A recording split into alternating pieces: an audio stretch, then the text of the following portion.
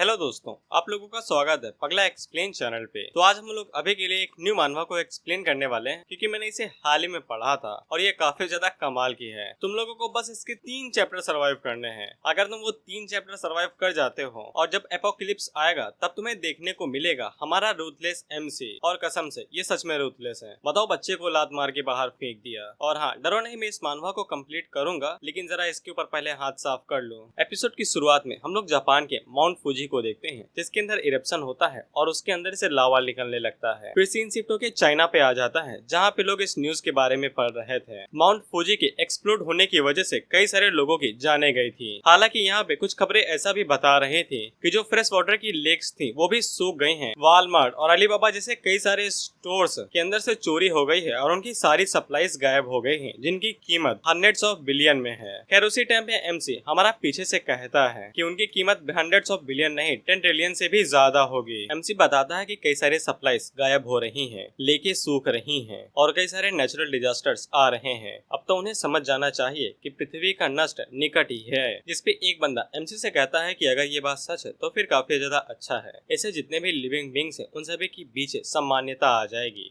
इसको सो God equality कहा जाता है। तो फिर एमसी, जिसका नाम सूचन है, वो अपने मन के अंदर सोचता है कि जब प्रलय आएगा तब यहाँ पे सामान्यता नाम की कोई भी चीज रहेगी ही नहीं, क्योंकि मैंने अपनी आंखों से देखा है कि जब प्रलय आता है तब दुनिया कैसे लगती है। फिर हमें एक खौफनाक ऑक्टोपस मॉन्स्टर दिखाया जाता है, जिसने लाखों करोड़ों इंसानों को भाई निगल लिया था।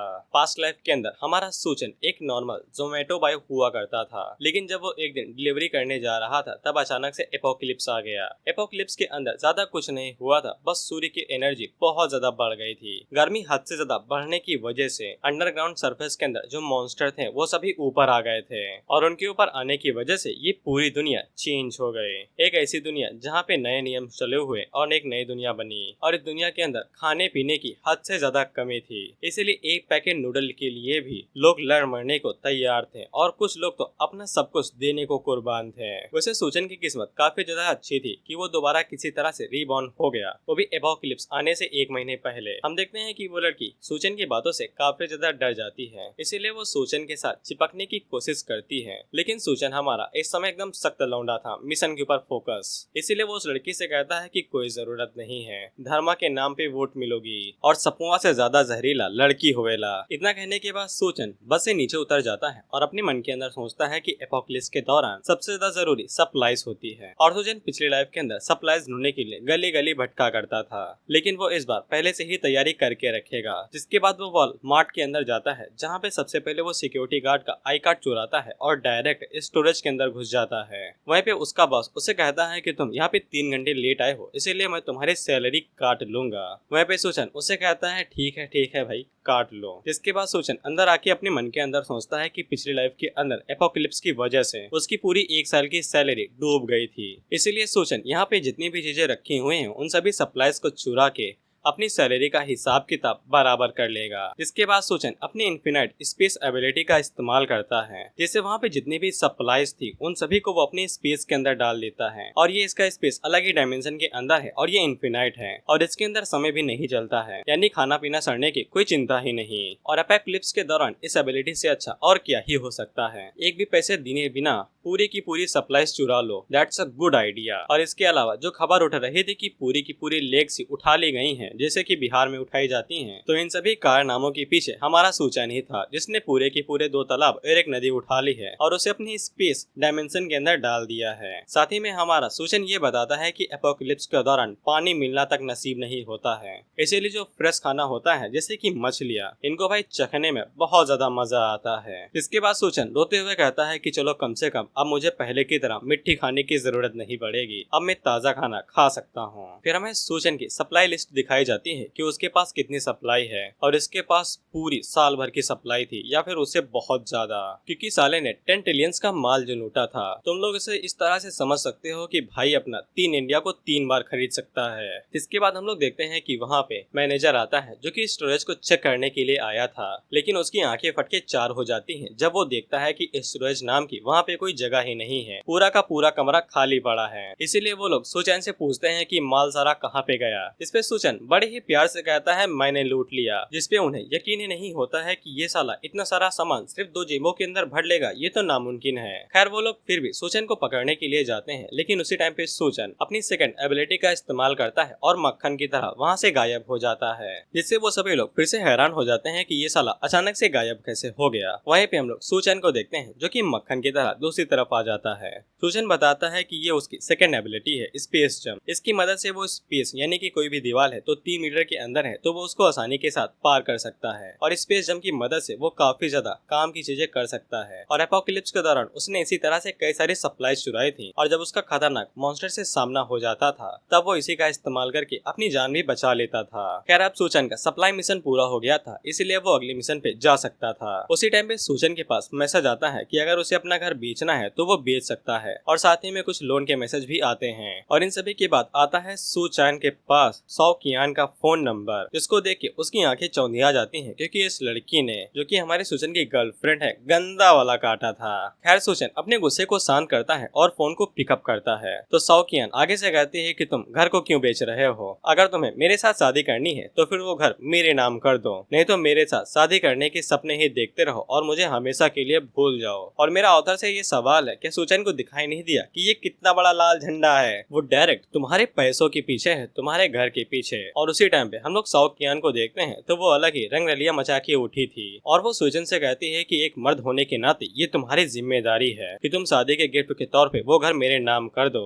नहीं तो मुझे सिक्योरिटी कैसे फील होगी। लेकिन सुचैन समझदारी दिखाते हुए उससे कहता है कि हम लोग बाद में बात करेंगे, अभी मैं किसी काम से हूँ। इतना कहने के बाद वो सौ कियान का फोन काट देता है, और अपने मन के अंदर सोचता है सौ कियान वो पहली औरत जिससे मैंने प्यार किया था, लेकिन ये आस्तीन की सपनी से कम नहीं निकली और इसी ने मुझे डस लिया। साला मैंने इस नागिन के लिए एपोकलिप्स के दौरान सप्लाई ढूंढी और इसे खिलाता रहा, लेकिन ये नागिन तो एनाकोंडा बन के मुझे ही निगल गई। अगर मैं ना होता तो ये एपोकलिप्स के दौरान भूखी ही मर जाती। खैर हमें दिखाया जाता है कि सौ कियान ने सुचैन के साथ क्या किया था। खैर जब एपोकलिप्स बहुत ज्यादा बढ़ चुका था तब सुचैन भाई खाली हाथों आ रहा था, वो खाने के लिए कुछ भी नहीं आ रहा था, इसीलिए सौ कियान ने अपने लवर के साथ मिलकर सुचैन को मौत के घाट उतार दिया था। हालांकि वो मरा नहीं था, लेकिन इसके बावजूद उन दोनों ने उसी के सामने धूम मचाई, और सच में ये फीलिंग बहुत ज्यादा खतरनाक होती है। धोखा प्लस हवस, वो भी तुम्हारी आंखों के सामने, और मुझे सच में सुचैन के लिए दुख हो रहा है। खैर इसके के बाद हमारे सुचैन को समझ में आ गया था कि वो कितने गलत कदमों पे आगे चल रहा था, क्योंकि लड़की से कटवाने के बाद ही लड़कों को अकल आती है।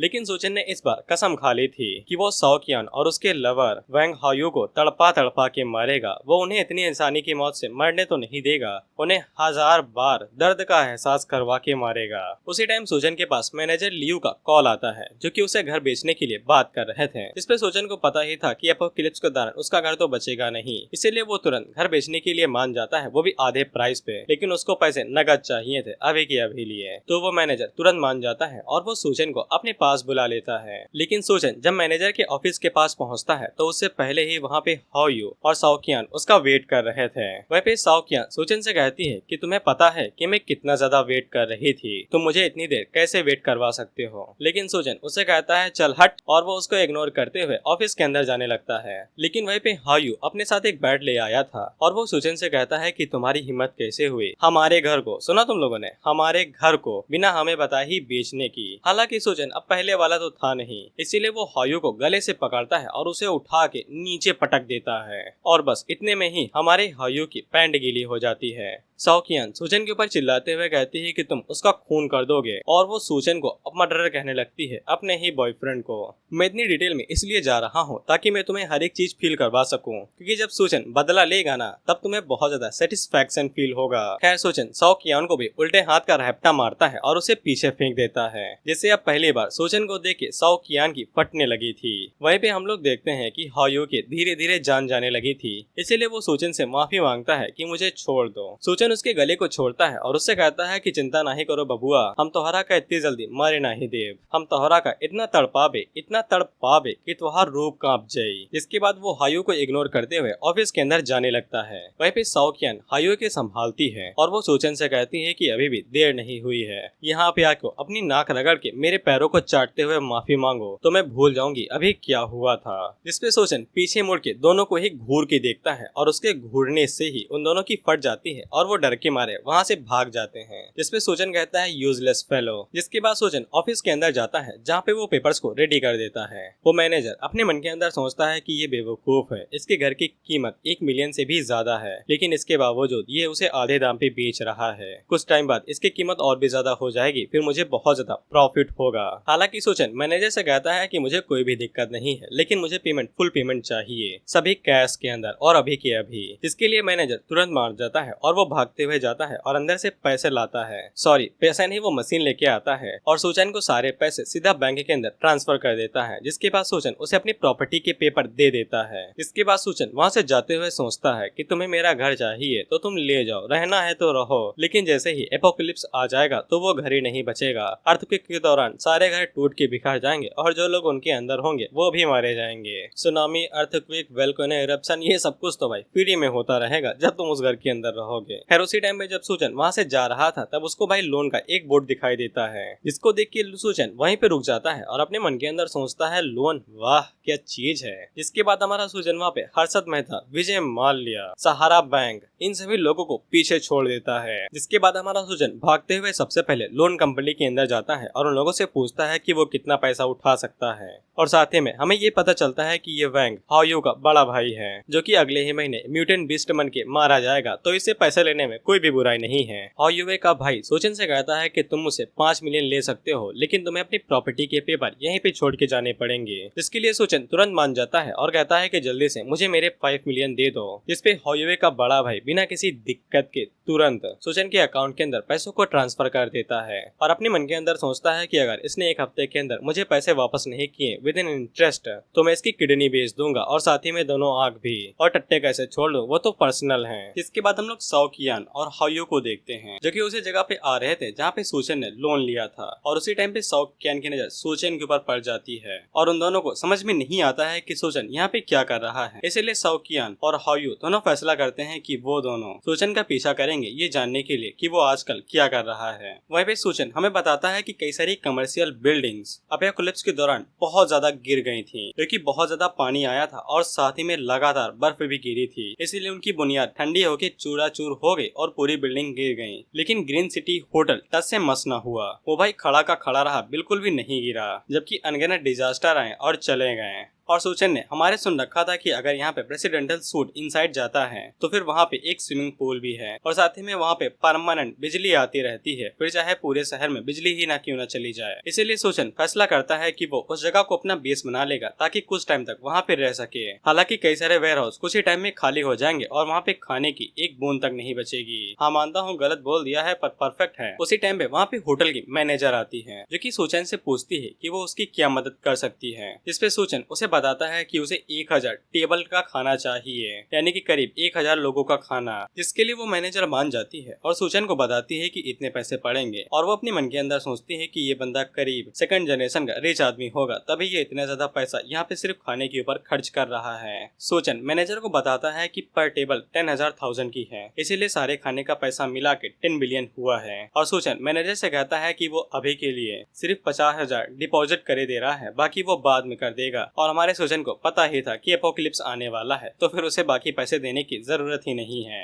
वो लड़की इसके लिए मान जाती है और वो तुरंत सभी चीजों का इंतजाम करने लगती है। और उसने कोई सवाल इसलिए नहीं पूछा है कि कोई बंदा अचानक से 10,000 टेबल खाना थोड़ी ना मांगता है, सिर्फ अमीर आदमी ही शो ऑफ करने के लिए इतना ज्यादा खाना मंगवाते हैं और उन्हें वेस्ट करवाते हैं। और क्योंकि अमीर लोगों और होटल के बीच में बिजनेस स्मूथ चलता रहे, इसलिए ज्यादा सवाल जवाब नहीं किए जाते हैं। मैनेजर सोचन से पूछती है क्या उसकी शादी होने वाली है, तभी वो इतना ज्यादा खर्चा कर रहा है खाने के ऊपर। इस पे सोचन बताता है कि हाँ उसकी शादी होने वाली है, इसीलिए उसे एक कमरा भी चाहिए, वो भी प्रेसिडेंटल सूट वाला, जहाँ पे स्विमिंग पूल भी है, जिसके लिए वो मैनेजर मान जाती है। इसके बाद सोचन वहाँ से बाहर निकल आता है क्योंकि उसका होटल वाला मिशन भी पूरा हो गया था। वहीं पे मैनेजर को ऐसा लगता है कि सोचन प्रेसिडेंटल रूम को इसलिए बुक कर रहा है ताकि वो उसके अंदर अपना हनीमून मना सके। उसी टाइम पे वहाँ पे साओ कियान आती है, जो कि मैनेजर से पूछती है कि वो बंदा यहाँ पे किस लिए आया था। मैनेजर उसे पूछती है कि तुम उसकी क्या लगती हो। हो। जिसपे साओकियान मैनेजर को बताती है कि सोचन उसका बॉयफ्रेंड है, जिसपे मैनेजर को इसके ऊपर यकीन हो जाता है और वो सोचन से कहती है कि उसका बॉयफ्रेंड यहाँ पे 10,000 टेबल बुक करने के लिए आया था और साथ ही में उसने 50,000 डिपॉजिट पे कर दिए हैं और उसने हनीमून के लिए एक स्पेशल रूम को बुक किया है। और वो साथ ही में साओकियान की तारीफ करती है कि वो काफी किस्मत वाली है। वहीं पे मैनेजर अमीर गरीब वाला चोचला सोचती है कि ये लड़की दिखने में बिल्कुल 7 ग्रेड की है, 10 में से 7, लेकिन इसके बावजूद पता नहीं अमीर लोगों को गरीबों के साथ ही प्यार क्यों होता है, ये तो मुझसे भी दिखने में बिल्कुल बेकार है। लेकिन साओकियान को इसके ऊपर यकीन नहीं होता है क्योंकि सोचन के पास तो खाना खाने तक पैसे नहीं है, वो 10 बिलियन कैसे दे सकता है। जिसपे मैनेजर उसे समझाती है कि अमीर लोगों के यही चोचले हैं, वो अपनी पहचान छुपा के रखते हैं अपने पार्टनर को ढूंढने के लिए, ताकि उन्हें ये न लगे कि वो लोग उनके पैसों के पीछे हैं और वो लोग शादी के दिन ही अपनी असली पहचान दिखाते हैं। जिसपे साओकियान को इसके ऊपर यकीन हो जाता है क्योंकि सोचन कुछ दिनों से यही जलवा तो दिखा रहा है, वायलेंस दिखा रहा है, गुस्सा दिखा रहा है, मारपीट कर रहा है। लेकिन हॉयो को अभी भी यकीन नहीं हुआ था क्योंकि सोचन गरीब आदमी है। इस पे मैनेजर उन लोगों को दिखाती है कि उसने पैसे पहले ही ट्रांसफर कर दिए हैं, उन्हें अपनी आंखें खोल के यकीन कर लेना चाहिए। जिसके अगले सीन में वो दोनों भाई रोड के ऊपर गरीबों की तरह बैठे हुए थे। हॉयो आगे से कहता है कि उसने 10,000 लोगों के लिए खाना बुक किया है, वो कितने लोगों को इनवाइट करेगा। साओकियान को अभी भी ऐसा लग रहा था कि सोचन उससे प्यार करता है और वो उसको उसी दावत के अंदर इनवाइट करेगा और सभी लोगों के सामने उसे प्रपोज करेगा शादी के लिए। इसके बाद वो साओकियान को अपने अमीर लोगों के सर्कल के अंदर एंट्री करवाएगा और साओकियान के सपने कुछ ज्यादा ही खतरनाक थे। उसे अभी भी ऐसा लग रहा था कि सोचन उससे प्यार करता है और वो अपने आप को एक अमीर फैमिली के अंदर इमेजिन करती है जहाँ पे हर तरफ नौकर चाकर फैले हुए थे और वो अमीरों की तरह एक मस्त सिंहासन पे बैठी हुई थी। और वो आगे से खुशी के सपने पकाते हुए कहती है कि उसने कभी सोचा भी नहीं था कि वो अपने जीवन में इस तरह की चीजों को एक्सपीरियंस करेगी, खासकर उस तलवे चाटने वाले बंदे के साथ। और ये लोग सोचन को भाई बूटलिगर कहते हैं, जूते चाटने वाला। जिसके बाद हम लोग सोचन को उसके घर पे देखते हैं और इतना सब करने के बावजूद भी उसे शांति नहीं मिली थी। उसने भाई अपना घर बेच दिया, जिसके बाद उधार भी ले लिया, लेकिन इसके बावजूद उसे शांति नहीं मिली थी। इसीलिए सोचन अपना फोन उठाता है, जिसके बाद वो भाई डायरेक्ट 80 से ज्यादा एप्स को डाउनलोड करता है और 30 से 40 फोटो अलग अलग एंगल से खरीद के उनके ऊपर आईडी बनाता है। और वो सभी एप्स लोन देने वाले थे, इसीलिए सोचन उन सभी ऑनलाइन ऐप से भाई 1 करोड़ के आसपास लोन ले लेता है। लोन लेने के बाद वो फिर से आराम से लेट जाता है और सोचता है कि पैसे देने की जरूरत तो है नहीं, जब कंपनी ही नहीं रहेगी तो लोन कैसे लेंगे। इसके बाद वेन को याद आता है कि अभी भी कई सारे सामान लेना बाकी हैं जो कि कन्वीनियंस स्टोर पे नहीं मिले थे, जैसे कि fireplace, ice maker, ice blocks, smokeless coal. ये सभी चीजें सुपरमार्केट में नहीं मिलती हैं, लेकिन इनको वो ऑनलाइन खरीद सकता था और डिलीवरी भी बहुत ज्यादा फास्ट होती है क्योंकि एपोकलिप्स के बाद हद से ज्यादा गर्मी होती थी और हद से ज्यादा ठंड भी होती थी और इनका कोई टाइम नहीं रहता है कि जून के बाद ठंडी आ जाएगी। ये किसी भी टाइम कभी भी आगे पीछे हो सकते थे।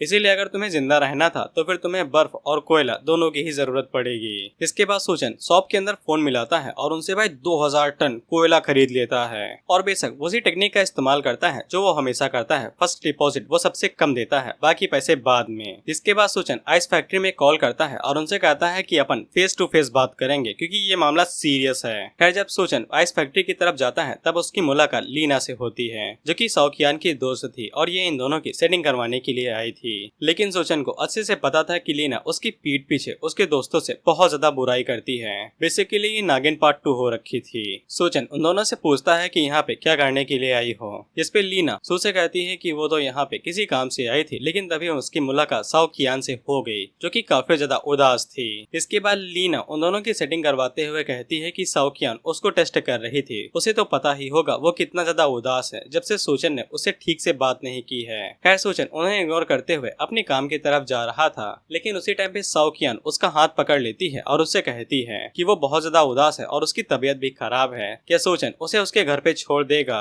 जिसपे सोचन उसे कहता है कि भगवान ने टैक्सी और पैर दिए हैं, उनका इस्तेमाल करो और चली जाओ, और वैसे भी मुझे बहुत जरूरी काम है। जिसपे साओकियान फिर से ज्यादा हैरान हो जाती है कि सोचन आजकल बहुत ज्यादा बेइज्जत तरीके से बात कर रहा है। लीना साओकियान से कहता है कि वो टैक्सी ले रहा है, हमें उसका पीछा करके देखना चाहिए कि वो क्या कर रहा है। इसके बाद वो दोनों भी साओचैन का पीछा करते हुए उस जगह पे पहुंच जाती हैं जहाँ पे सोचन जा रहा था। इसके बाद सोचन सीधा जाके आइस फैक्ट्री के ओनर से मिलता है। फैक्ट्री का मालिक सोचन को कोई एंटरप्रेन्योर समझ लगता है जो कि आइस से कुछ बनाने वाला है, इन्वेंशन करने वाला है। सोचन उसको भी 2000 आइस एडिबल का ऑर्डर देता है। एडिबल वही जो गन्ने के जूस पे बड़ी बड़ी कट्टी रखी रहती हैं, बस की उन्हें कहते हैं। फैक्ट्री का मालिक सोचन से कहता है कि ये तो बहुत बहुत छोटी चीज है। उनकी फैक्ट्री एक ही दिन के अंदर बना के ये दे देगी, क्योंकि वहाँ पे दिन भर काम चलता है और वो लोग ऐसे काम करने में बहुत ज्यादा माहिर हैं। भाई ऐसा बिजनेसमैन ही कहते हैं ताकि उनका बिजनेस अच्छा चलता रहे। इस पे सोचन उसे कहता है कि ये तो और भी अच्छी बात है, मैं तुम्हें एड्रेस भेज दूंगा, तुम वो सामान वहाँ पे भिजवा देना। जिसके बाद सोचन हमेशा की तरह उसे फर्स्ट डिपॉजिट दे देता है, जो कि 1 लाख होता है। फैक्ट्री का मालिक जैसे ही पैसों को देखता है तो वो काफी ज्यादा खुश हो जाता है, लेकिन वो क्यूरियोसिटी के चलते सोचन से पूछ लेता है कि वो 2000 कट्टी का करेगा क्या। जिसपे सोचन आगे से कहता है कि गर्मी बढ़ने वाली है, इसीलिए मैं गरीबों में बांट के चैरिटी करूंगा। जिससे फैक्ट्री का मालिक काफी ज्यादा हैरान होता है और अपने मन के अंदर सोचता है कि 8 लाख रुपए बर्बाद करना सिर्फ धनवान बनने के लिए और चैरिटी करने के लिए। खैर उसी टाइम पे वहाँ पे दोनों लड़कियां भी आ जाती हैं और मालिक को ऐसा लगता है कि कस्टमर आएंगे और वो पैसों की उम्मीद करने लगता है। सौकियन बाहर निकलती है और वो मालिक से पूछती है कि मेरा फियांसे यहाँ पे किस वजह से बात कर रहा था। बॉयफ्रेंड से फियांसे। लड़की इताची के गेंजत्सु के अंदर है। फैक्ट्री का मालिक सौकियन को बताता है कि उसने 8 लाख की बर्फ खरीदी है और वो उसका इस्तेमाल चैरिटी के लिए करने वाला है। जिससे वो दोनों हैरान हो जाती हैं और उन्हें समझ में नहीं आता है कि 8 लाख की बर्फ खरीद के सिर्फ चैरिटी करना। और उन दोनों को पक्का यकीन हो जाता है कि सूचन अभी के लिए सेकंड जनरेशन का सबसे अमीर आदमी है। जिसके बाद हम लोग सूचन को देखते हैं, जो कि खाना के लिए शहर के सबसे अमीर होटल के अंदर जाता है, क्योंकि एपोकलिप्स आने के बाद वो कभी भी लग्जरियस खाना अफोर्ड नहीं कर पाएगा। क्योंकि पिछली लाइफ के अंदर सोचन कभी भी इतने अमीर होटल के अंदर नहीं गया था। उसे तो कैफे के अंदर जो खुशबू आती थी वो भी बहुत ज्यादा कमाल की लगती थी। वेटर आके सोचन को मेनू देता है, लेकिन उसे कुछ भी पसंद नहीं आ रहा था। लेकिन आखिरी पेज के ऊपर भाई अजीब सा क्वेश्चन मार्क लगा हुआ था, जो कि 17,000 का खाना था। जब सोचन वेटर से इसके बारे में पूछता है तो वेटर उसे बताता है कि यह हमारी शेफ की तरफ से एक स्पेशल ट्रीटमेंट है। अगर सोचन इस खाने को ऑर्डर करता है तो शेफ जो भी बनाएगा वो उसकी कल्पना के ऊपर निर्धारित रहेगा। बोले तो इंस्पिरेशन। सुचन को ये बात काफी ज्यादा मजेदार लगती है, इसीलिए वो इसी चीज को ऑर्डर कर देता है। जिसके बाद सुचन हमें एपोकलिप्स के बारे में एक और बात बताता है कि जब एपोकलिप्स शुरू हुआ था तब अजीब सा फोकस हुआ था, जिससे कई सारे क्रिएचर म्यूटेट हो गए थे और उन सभी क्रिएचर्स में से सबसे ज्यादा शक्तिशाली था एक म्यूटेट सरपेंट, जिसको सानहाई जियांग कहा गया था।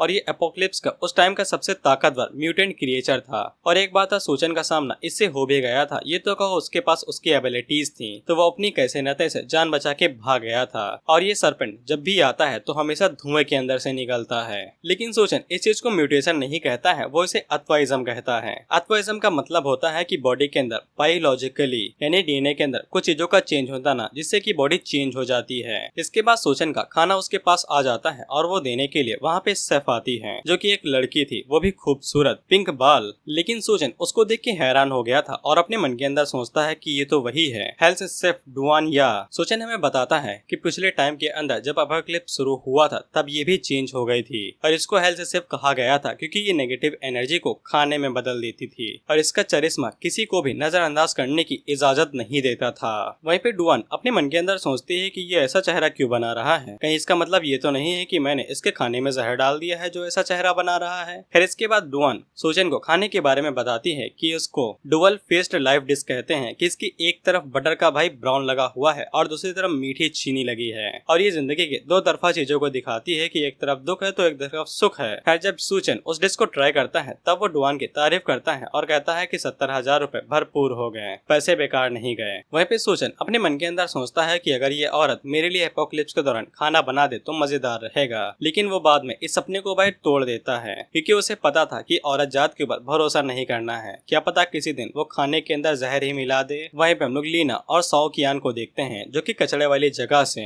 सोचन को वो डिश का खाते हुए मजा लेते हुए देख रहे थे। वहीं पे लीना सौकियान से कहती है कि जब अमीर बन जाना तब मुझे भूलना नहीं, तुम्हारे लिए मैंने अपनी टांग को जाया कर दिया, मच्छरों ने काट काट के सुझा दिया है। इसके बाद हम लोग सोचन को देखते हैं और वो बार के अंदर जाता है और ये बार भाई लड़कियों वाला होता है अय्यासी करने के लिए। कई सारे अमीरों के बच्चे यहाँ पे आते हैं और 2-2 करोड़ तक पैसे फूक के चले जाते हैं। खैर एपोकलिप्स आने ही वाला था तो लोग इसका मजा नहीं ले पाएंगे, इसीलिए सोचन यहाँ पे मजे लेने के लिए आया था।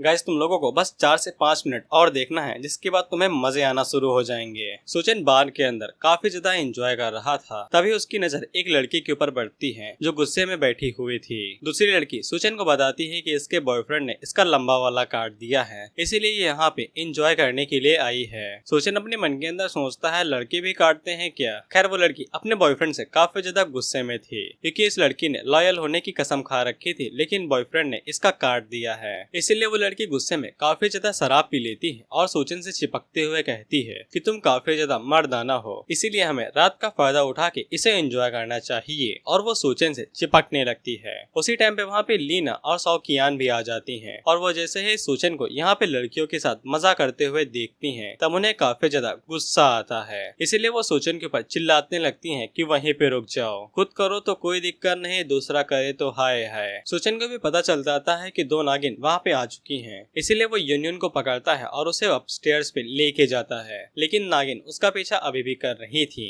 इसीलिए सोचन मौका देख के युन को लेके एक कमरे के अंदर घुस जाता है। वहीं पे युन सोचन से कहती है कि ये मेरा पहली बार है तो प्लीज बी जेंटल। तभी सोचन उसके सर के ऊपर मारता है और उससे कहता है कि प्यार में धोखा खाए हुए लोगों को यहाँ पे नहीं आना चाहिए, घर पे ही रहो और जितना हो सके उतना ज्यादा खाना बचा के रख लेना। और वो फ्यूचर के बारे में कुछ कहने को चलता है तो उसे याद आता है कि फ्यूचर तो है ही नहीं। जिसके बाद वो यूनियन को उसी कमरे में छोड़ देता है और बाहर निकल आता है और उसकी नजर साओ कियान और लीना के ऊपर पड़ती है, जो कि हर कमरे को तोड़ते हुए सोचन को इधर उधर ढूंढ रही थी। अब यहाँ से एक कट सीन आता है, जिसके बाद हम लोग सोचन को उस वेयरहाउस के अंदर देखते हैं जहाँ पे वो उस डिलीवरी को पिक कर रहा था। सोचन ने अभी तक जितने भी ऑर्डर दिए थे आइस, कोल और खाने के, उन सभी की डिलीवरी हो गई थी और सोचन उन सभी को एक बहुत बड़े वेयरहाउस के अंदर पिकअप कर रहा था। उसी टाइम पे हम लोग हायू और साओ कियान को देखते हैं और उन्हें समझ में नहीं आता है कि सोचन इतना सारा सामान मंगा के उन्हें करेगा क्या। खैर उसी टाइम पे नीना की नजर ग्रीन सिटी होटल वालों के ऊपर पड़ती है, जो कि खाना वहाँ पे सेट कर रहे थे।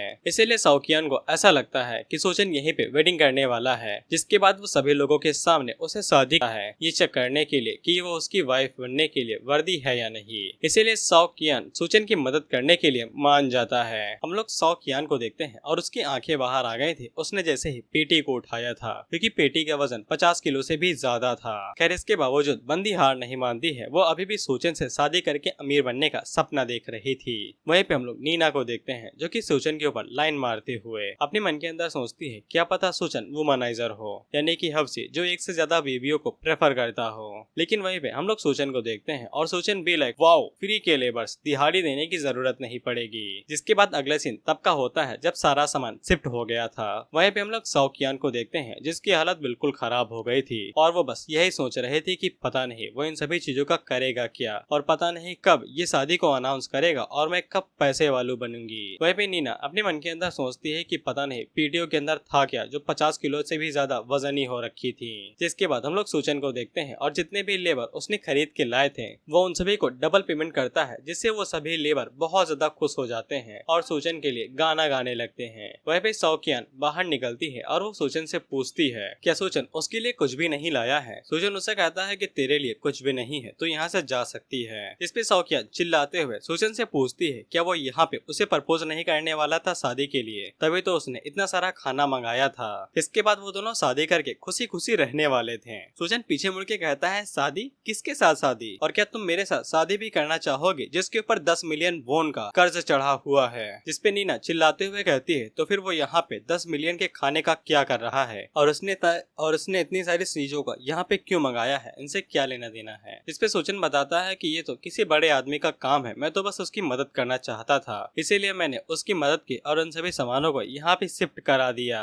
साओ कियान को इससे बहुत ज्यादा गुस्सा आता है और वो डायरेक्ट सोचन के ऊपर हमला कर देती है। हालांकि सोचन उसे आराम के साथ डॉज कर लेता है। साओ कियान सोचन के ऊपर चिल्लाते हुए कहती है कि सोचन ने उसे धोखा दिया है, उसने उसे शादी के सपने दिखाए जिसके बाद उसने शादी करने से मना कर दिया। सोचन उसे कहता है शादी के सपने दिखाए, कैसी बकवास कर रही हो, और वैसे भी तुम्हारे जैसे गोल्ड डिगर के साथ कौन ही शादी करना चाहेगा। इससे साओ कियान को और भी ज्यादा गुस्सा आता है और वो सोचन का कुछ उखाड़ तो सकती नहीं, इसीलिए वो उसको श्राप देके वहाँ से निकल जाती है। नीना भी उसको श्राप देती है, लेकिन सोचन को इस श्रापों के ऊपर कोई भी असर नहीं होता है और वो उन दोनों से कहता है कि एपोक्लिप्स के दौरान तुम्हें लोगों को बहुत ज्यादा पछतावा होगा। जिसके बाद सोचन वेयरहाउस के अंदर जाता है और उसने अभी तक जितनी भी सप्लाई इकट्ठा की थी वो उन सभी को अपने इंटरनल स्टोरेज के अंदर रख लेता है। इसके बाद अगला सीन ग्रीन सिटी होटल का होता है। हम लोग देखते हैं कि वहाँ पे हायू का बड़ा भाई भी था और उनके साथ साओ कियान और हायू भी था। अब क्योंकि सोचन से उसका नाता तो कट चुका था, इसीलिए साओ कियान हायू के साथ चिपकी हुई थी। हायू भी उसे एक्सेप्ट कर लेता है।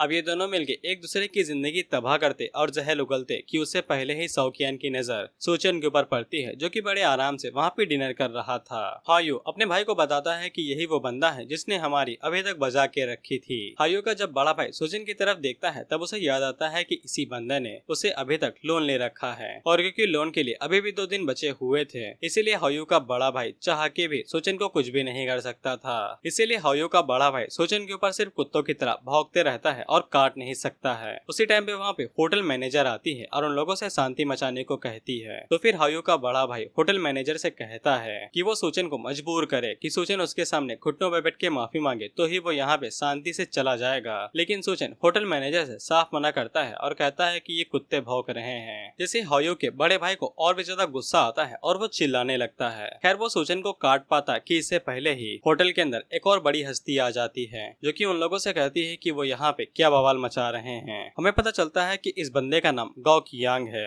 वहीं पे हायो का बड़ा भाई आगे बढ़ता है और वो गाओ कियांग से बहुत मीठे तरीके से बात करता है और अपने मन के अंदर सोचता है कि गाओ कियांग एक बहुत बड़ा एंटरप्रेन्योर है और सांगडो के अंदर इसका बहुत ज्यादा दबदबा है, इसीलिए हमेशा उन लोगों को सांगडो से बहुत ज्यादा दूरी बना के रखनी पड़ती थी। इसीलिए वो लोग गाओ कियांग से पंगा नहीं ले सकते हैं, नहीं तो उनकी कभी भी बजाई जा सकती है। वहीं पे सोचन से हम लोगों को पता चलता है कि गाओ कियांग स्कल क्रशर नाम से एपोक्लिप्स के दौरान काफी ज्यादा फेमस था और पिछली एपोक्लिप्स के दौरान सांगडो के अंदर गाओ कियांग बहुत ज्यादा फेमस था क्योंकि उसके पास बहुत ज्यादा पावर थी। यहाँ तक कि हेल्थ सेफ भी उसके नीचे ही काम किया करती थी। सोचन को ये भी याद आता है कि एपोक्लिप्स के शुरू होने के बाद सबसे पहला म्यूटेशन ग्रीन सिटी होटल के अंदर ही देखा गया था। इससे सोचन को अंदाजा लग जाता है कि गाओ कियांग को यहीं पे उसकी पावर मिली होंगी। इसीलिए सोचन गाओ कियांग को घूरते हुए कहता है कि इस बार तुम्हारी पावर्स मुझे मिलेंगी और तुम्हारी जगह मैं पूरे सांगडो के ऊपर राज करूंगा। वहाँ पे गाओ कियांग जब सोचन को घूरते हुए देखता है तब उसे उसका घूरना काफी ज्यादा पसंद आता है, लेकिन वो सोचन को इग्नोर करके अभी के लिए अपने काम पे निकल जाता है। जिसके बाद हम लोग गाओ कियांग को देखते हैं, जो कि सिर्फ डुआन को अपने साथ मिस्टर सन नाम के एक बंदे के पास लेके जाता है और ये भी काफी ज्यादा पावरफुल बंदा था। हम देखते हैं कि मिस्टर सन डुआन को पीने के लिए एक वाइन देते हैं। वहीं पे डुआन वाइन को जैसे ही देखती है उसे तुरंत समझ में आ जाता है वाइन के अंदर कुछ तो मिला हुआ है और उसे ये भी पता चल जाता है कि गाओ कियांग उसको यहाँ पे बेचने के लिए लाया है। खैर इसी के बाद सीन शिफ्ट होके सोचन के ऊपर आ जाता है, जो कि अपने कमरे के अंदर मस्त वाइन पी रहा था और वो अपने मन के अंदर सोचता है कि वो पिछली बार इसी बिल्डिंग के नीचे साओ कियान के साथ छुपा हुआ था और वो मुश्किल से ही एपोक्लिप्स को सरवाइव कर पाया था, लेकिन उसने कभी सोचा भी नहीं था कि वो इस दौरान भी साओ कियान के साथ यहीं पे आ जाएगा। खैर सोचन के लिए ये कोई बड़ी बात नहीं थी और वो साओ कियान से चुन चुन के बदला भी ले सकता था। जिसके बाद सोचन अपने वाइन के गिलास को ऊपर उठाता है और मून की तरफ करते हुए कहता है कि एपोक्लिप्स वेलकम बैक। और सोचन जैसे ही ये कहता है तो हम लोग मून को देखते हैं और उसके अंदर से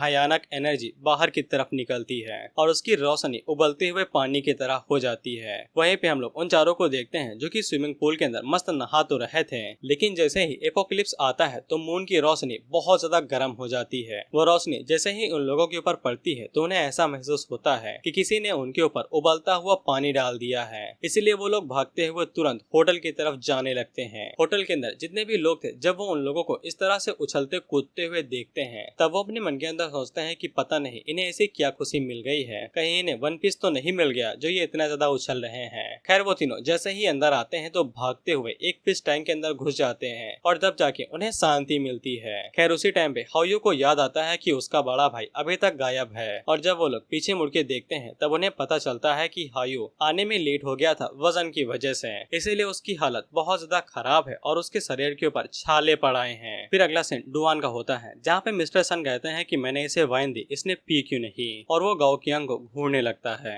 वहीं पे डुआन अपने मन के अंदर सोचते हैं कि मिस्टर सन सिटी के अंदर बहुत ज्यादा शक्तिशाली है और उसने अभी तक कई सारी औरतों को छेड़ा हुआ है और अब डुआन उसका अगला टारगेट होने वाली है। खैर वो लोग डुआन के साथ कुछ कर पाते कि इससे पहले ही मून अपना जलवा दिखाता है और उसकी खतरनाक तेज रोशनी की वजह से गाओ कियांग और मिस्टर सन की आंखें जल जाती हैं और उन्हें कुछ टाइम के लिए कुछ भी दिखाई नहीं देता है। लेकिन सही मौके पे डुआन पर्दा डाल के रोशनी को बंद कर देती है। जिसके बाद हम लोग होटल मैनेजर को देखते हैं जो कि सभी लोगों को समझाने की कोशिश कर रही थी कि किसी को भी डरने की जरूरत नहीं है, हालात बिल्कुल कंट्रोल में है, लेकिन लोग हल्ला गुल्ला मचाते रहते हैं। वहीं पे गाओ कियांग जब अपने आदमी से पूछता है कि बाहर क्या हो रहा है तो वो बंदा बताता है कि मून अचानक से हद से ज्यादा चमकने लगा है और टेम्परेचर 70 डिग्री से भी ज्यादा ऊपर जा चुका है और सभी लोग घबराए हुए हैं। ऐसा भी माना जा रहा है कि जितने भी लोग बाहर थे करीब 100 से ज्यादा लोग घायल हो गए हैं। हैं। उसी टाइम पे हम लोग मिस्टर सन को देखते हैं जो कि अपने बंदे से उन्हें लेने के लिए आने के लिए बोलता है, लेकिन हम लोग देखते हैं कि वो बंदा भी किसी काम से बिजी हुआ था, इसीलिए वो आने से साफ मना कर देता है। इसके बाद हम लोग हायू के बड़े भाई को देखते हैं, और जैसा कि हमें पता है कि जलने की वजह से जितना ज्यादा दर्द होता है उतना कटने से नहीं होता, इसीलिए हायू के बड़े भाई के हालात बिल्कुल भी ठीक नहीं थे। वो बहुत ज्यादा दर्द में था,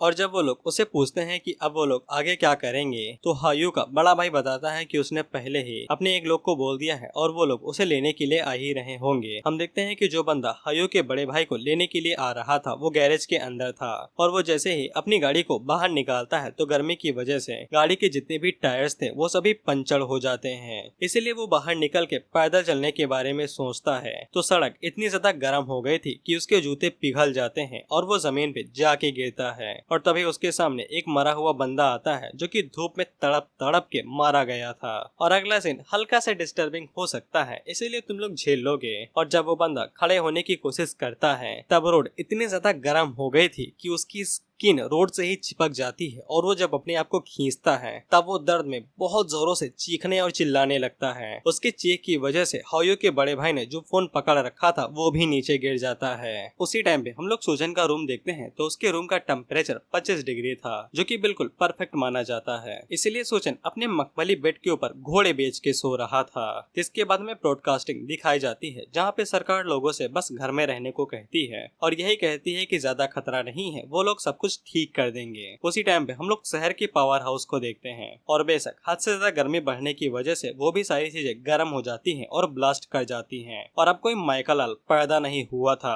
जो कि इस पूरी बिजली को ठीक कर सके इतनी गर्मी के दौरान। इसीलिए शहर में जितने भी लोग थे उन सभी को अंधेरे में जीना पड़ेगा। जिसके बाद हम लोग साओकियान, हायू और उसके बड़े भाई को देखते हैं, और साथ ही में वहाँ पे नीना और 3 और लोग थे, और इन लोगों को एक ही रूम दिया गया था जहाँ पे एक ही बेड था, क्योंकि बाकी सारे रूम्स पहले ही बुक हो चुके थे और इन 7 लोगों को इसी रूम को शेयर करना था। लेकिन ये मुसीबत कम नहीं थी कि उसी टाइम पे बिजली भी चली जाती है। इस वजह से एसी चलना बंद हो जाता है और उन्हें गर्मी लगने लगती है। इसीलिए लड़के तो अपने कपड़े उतार देते हैं, उन्हें कौन सी शर्म थी। लेकिन एक परेशानी ये भी थी कि ये लोग यहाँ पे ज्यादा टाइम तक रुक नहीं सकते थे, क्योंकि ऑक्सीजन कमरे के अंदर खत्म हो जाती है। अब अगर तुम्हें ये समझ में नहीं आया है तो यहाँ पे 7 लोग हैं और कमरा छोटा है, इसलिए लोग ऑक्सीजन को खींचेंगे और कार्बन ऑक्साइड बाहर की तरफ फेंकेंगे, तो कुछ टाइम बाद कमरे के अंदर जो भी ऑक्सीजन होगी वो खत्म हो जाएगी। इसीलिए आखिर में इन सभी की मौत दम घुटने से हो ही जाएगी। उसी टाइम पे साओकियान को याद आता है कि सोजन के पास प्रेसिडेंटल रूम है जिसके अंदर एक स्विमिंग पूल भी है, इसीलिए वो लोग उससे छीन के उसके कमरे के ऊपर कब्जा कर सकते हैं। उसी टाइम पे हम लोग सूचन को देखते हैं जो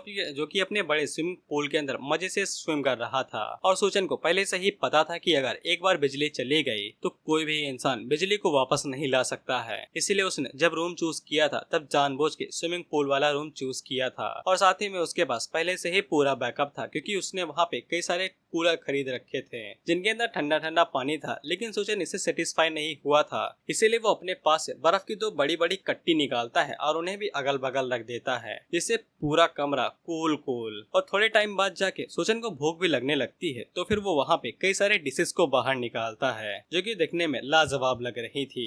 लेकिन वो एपोक्लिप्स के पहले दिन बिल्कुल सादा खाना खाता है, सादा चावल और हल्का सा मीट। उसी टाइम पे उसे दरवाजे के ऊपर नॉक दिखाई देती है, जहाँ पे साओकियान सूचन से दरवाजा खोलने को कह रही थी। अब यहाँ से वो चीज शुरू होने वाली है जिसको एक्सप्लेन करने के लिए मैं बहुत ज्यादा एक्साइटेड हूँ। अब यहाँ से हमें सूचन की हैवानियत देखने को मिलेगी। हम लोग देखते हैं कि जब सूचन दरवाजा खोलता है तब उसके दरवाजा खोलते ही जैसे गर्मी में फ्रिज खोलो तो हवा नहीं आती है ठंडी ठंडी, वही वाली फीलिंग उन लोगों को आती है। और सूचन उन लोगों से कहता है कि तुम गरीबों को क्या चाहिए। उसी टाइम पे हायू को दिखाई देता है कि सूचन के पास कूलर के साथ साथ एसी भी है और साथ ही में वहाँ पे बर्फ भी है। इसीलिए वो सभी सूचन से चिल्लाते हुए कहते हैं कि वो सभी बाहर पक रहे हैं और जल रहे हैं, उन्हें बहुत ज्यादा गर्मी लग रही है और वो यहाँ पे होली लग्जरी का मजा उठा रहा है। साओकियान सूचन के ऊपर चिल्लाते हुए कहती है कि वो जल्दी से इस रूम से बाहर निकले, वो इतना ज्यादा सेल्फिश नहीं हो सकता है। हायू का बड़ा भाई सूचन से कहता है कि तुमने मुझसे उधार लिया था, अब समय आ चुका है कि तुम उन सभी चीजों को वापस करो जो तुमने मुझसे लिया था।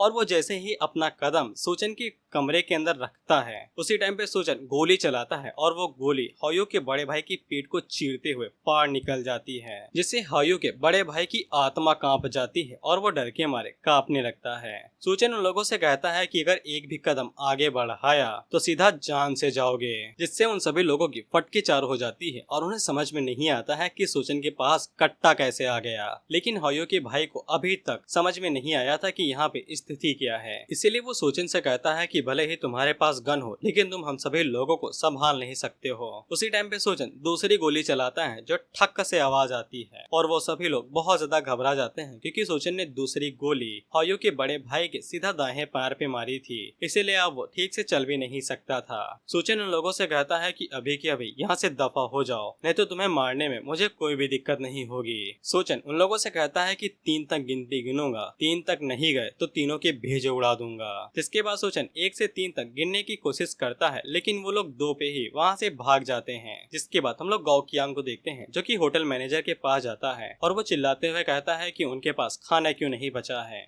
इस पे होटल मैनेजर बताती है कि एक बंदे ने पहले ही पूरा का पूरा खाना बुक कर लिया था और उन्हें क्या पता था कि एपोकलिप्स आ जाएगा और वो लोग भुखमरी में आने लगेंगे। उसी टाइम पे हम लोग मिस्टर सन को देखते हैं और यार मुझसे इसको इज्जत दी नहीं जा रही है, मैं नहीं बुला सकता इसको ऐसे। उसी टाइम पे हम लोग भैंसे को देखते हैं जो कि पानी उड़ेलते हुए उन लोगों से कहता है कि जितना भी खाना और पानी है मुझे लाके दिया जाए, और वो सभी लोग आपस में ही लड़ने लगते हैं खाने और पानी को लेके कि ये मेरा होगा, ये मेरा होगा। उसी टाइम पे हम देखते हैं कि वहाँ पे साओकियान और बाकी लोग आते हैं जो कि चिल्लाते हुए कहते हैं कि सूचन एक खूनी है और उसने गोली चला दी।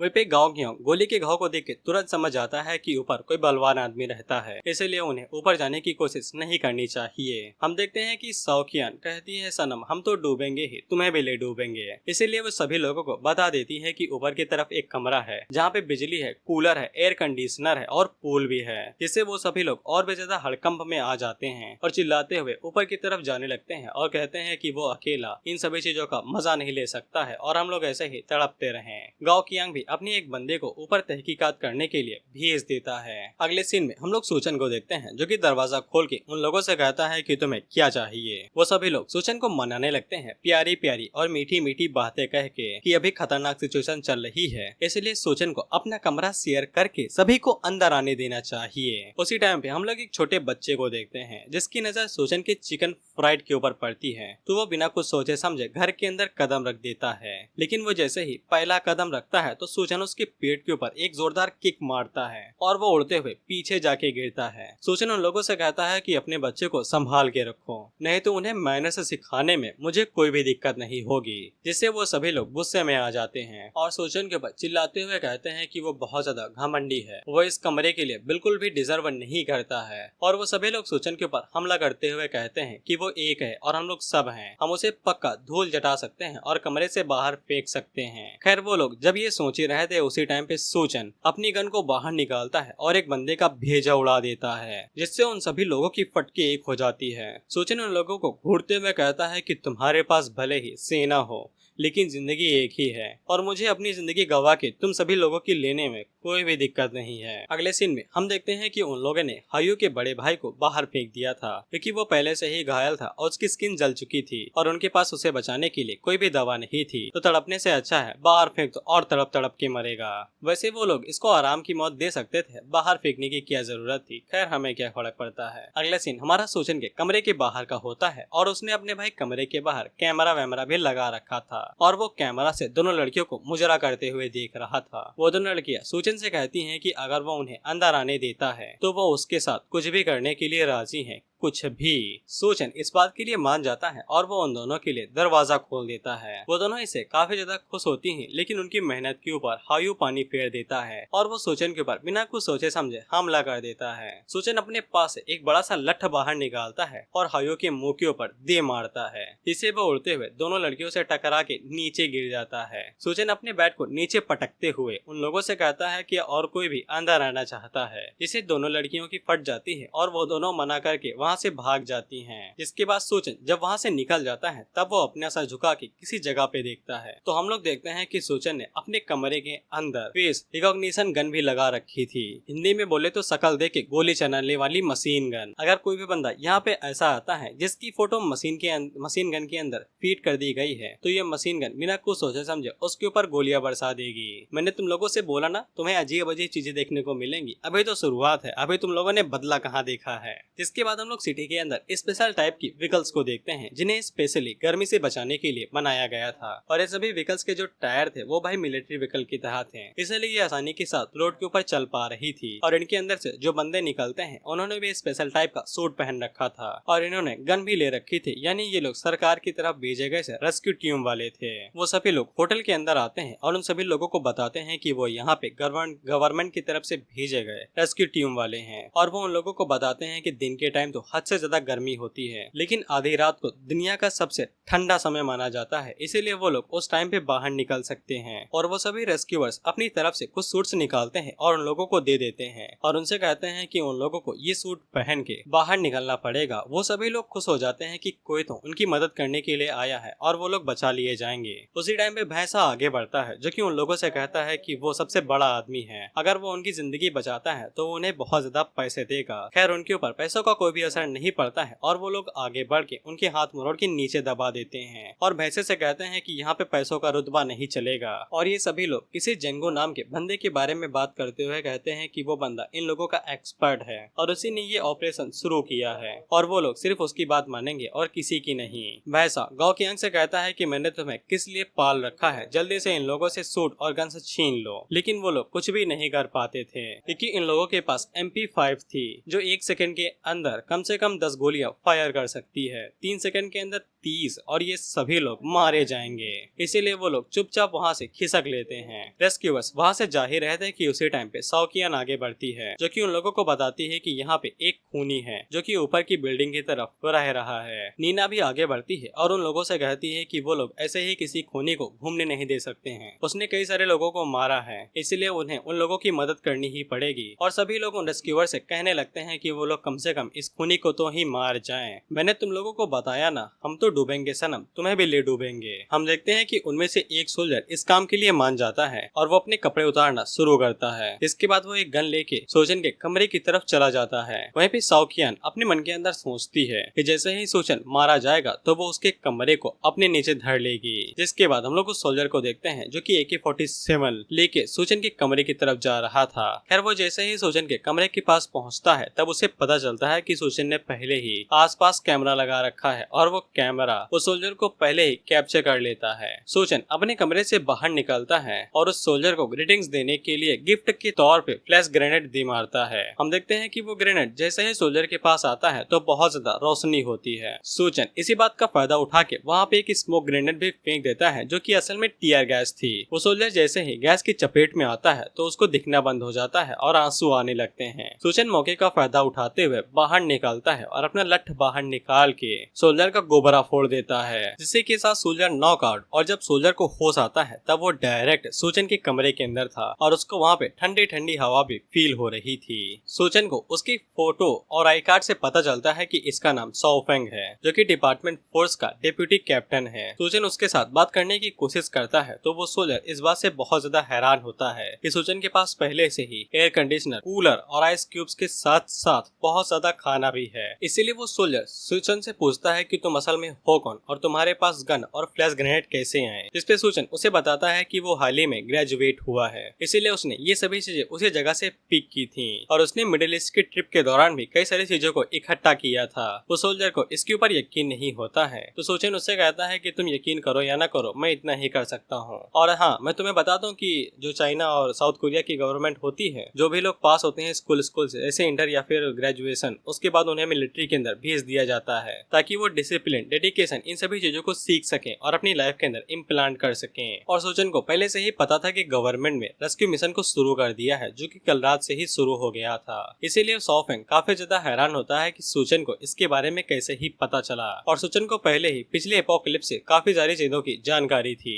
इसीलिए वो सॉफेंग से कहता है कि रात के दौरान भले ही टेम्परेचर नीचे गिर जाता है, लेकिन इसके बावजूद कुछ लोग होते हैं जो कि धूप की वजह से बहुत ज्यादा घायल हो जाते हैं और बेहोश हो जाते हैं, और अगर वो एक बार नीचे गिर गए तो फिर उनकी बचने की कोई भी उम्मीद नहीं है। जिसपे सॉफेंग आगे से कहता है कि तुम्हारी बात सही है, लेकिन वो लोग सिर्फ बैठे के बैठे नहीं रह सकते हैं। अगर वो लोग फिर भी व्हीकल को मॉडिफाई कर ले तो इसमें बहुत ज्यादा टाइम लगता है और सभी लोग उसके अंदर आ भी नहीं पाएंगे। इसीलिए उनके पास दूसरी कोई चॉइस ही नहीं थी। इसीलिए वो लोग मोटे ब्लैंकेट्स का इस्तेमाल करते हैं, जो कि कुछ टाइम के लिए टेम्परेचर को धीमा कर देता है। इसीलिए अगर वो लोग नीचे नहीं गिरते हैं तो फिर उनकी जिंदगी बचने के काफी ज्यादा चांसेस रह जाते हैं। सूचन सॉफेंग के कंधे के ऊपर हाथ रखता है और उससे पूछता है क्या सच में। इस पे सॉफेंग काफी ज्यादा घबरा जाता है और वो कहता है बिल्कुल। उसी टाइम पे सॉफेंग को आवाज भी आती है कि सूचन ने उसकी मुंडे की ओपन बंदूक टान दी है। इसीलिए वो काफी ज्यादा घबरा जाता है और सूचन से रिक्वेस्ट करने लगता है कि वो कुछ भी नहीं करेगा। उसके पास वॉकी टॉकी भले ही है, लेकिन वो बैकअप के लिए कॉल नहीं करेगा। और वो साथ ही में सूचन को थिक ब्लैंकेट के बारे में भी बता सकता है, लेकिन सूचन उसे मारने वाला नहीं था और वो उसकी रस्सियों को खोल देता है। सूचन उसे कहता है कि तुम जो काम कर रहे हो वो काफी अच्छा है, इसीलिए मैं तुम्हें मारूंगा नहीं, लेकिन तुम जो मेरे साथ करने के लिए आए थे मैं उसे माफ नहीं कर सकता। सॉफेंग उसे कहता है क्या तुम्हें डर नहीं है कि मैं बैकअप को भी बुला सकता हूँ। सूचन उसे कहता है बैकअप, जिसके बाद वो अपनी मुंडी हिलाते हुए सॉफेंग से कहता है कि जरा उधर देखना। तब सॉफेंग को दिखाई देता है और वो थी बवाल चीज, face recognition camera and machine gun. और वो इसको देख के और भी हैरान होता है और सूचन से पूछता है कि उसको ये सारी चीजें मिली कहाँ से। जिसपे सूचन उसे कहता है कि मैंने पहले ही बता दिया है, मिडिल ईस्ट से। जिसके बाद वो सॉफेंग से कहता है कि तुम्हें मुझसे ज्यादा इन सिचुएशन के बारे में सोचना चाहिए और उनसे निपटना चाहिए। इसके लिए सॉफेंग मान जाता है और वो सूचन से कहता है कि वो बैकअप को नहीं बुलाएगा और यहाँ से निकल जाएगा। इसके अगले सीन में हम लोग सॉफेंग को देखते हैं जो कि खाली हाथ वापस लौट रहा था। वो सभी लोग इस चीज को देख के हैरान हो जाते हैं कि एक सोल्जर जिसके पास एक गन थी, इसके बावजूद वो सूचन से जीत नहीं पाया। जिसके बाद हम लोग भैंसे को देखते हैं जो कि गौ कियांग के ऊपर एक जोरदार चट्टा मारता है और उसे कहता है कि मैंने तुम्हें बेफालतू में क्यों पाल रखा है। इसके बाद वो जाते हुए गौ कियांग के एक दो लोगों को और पीट देता है।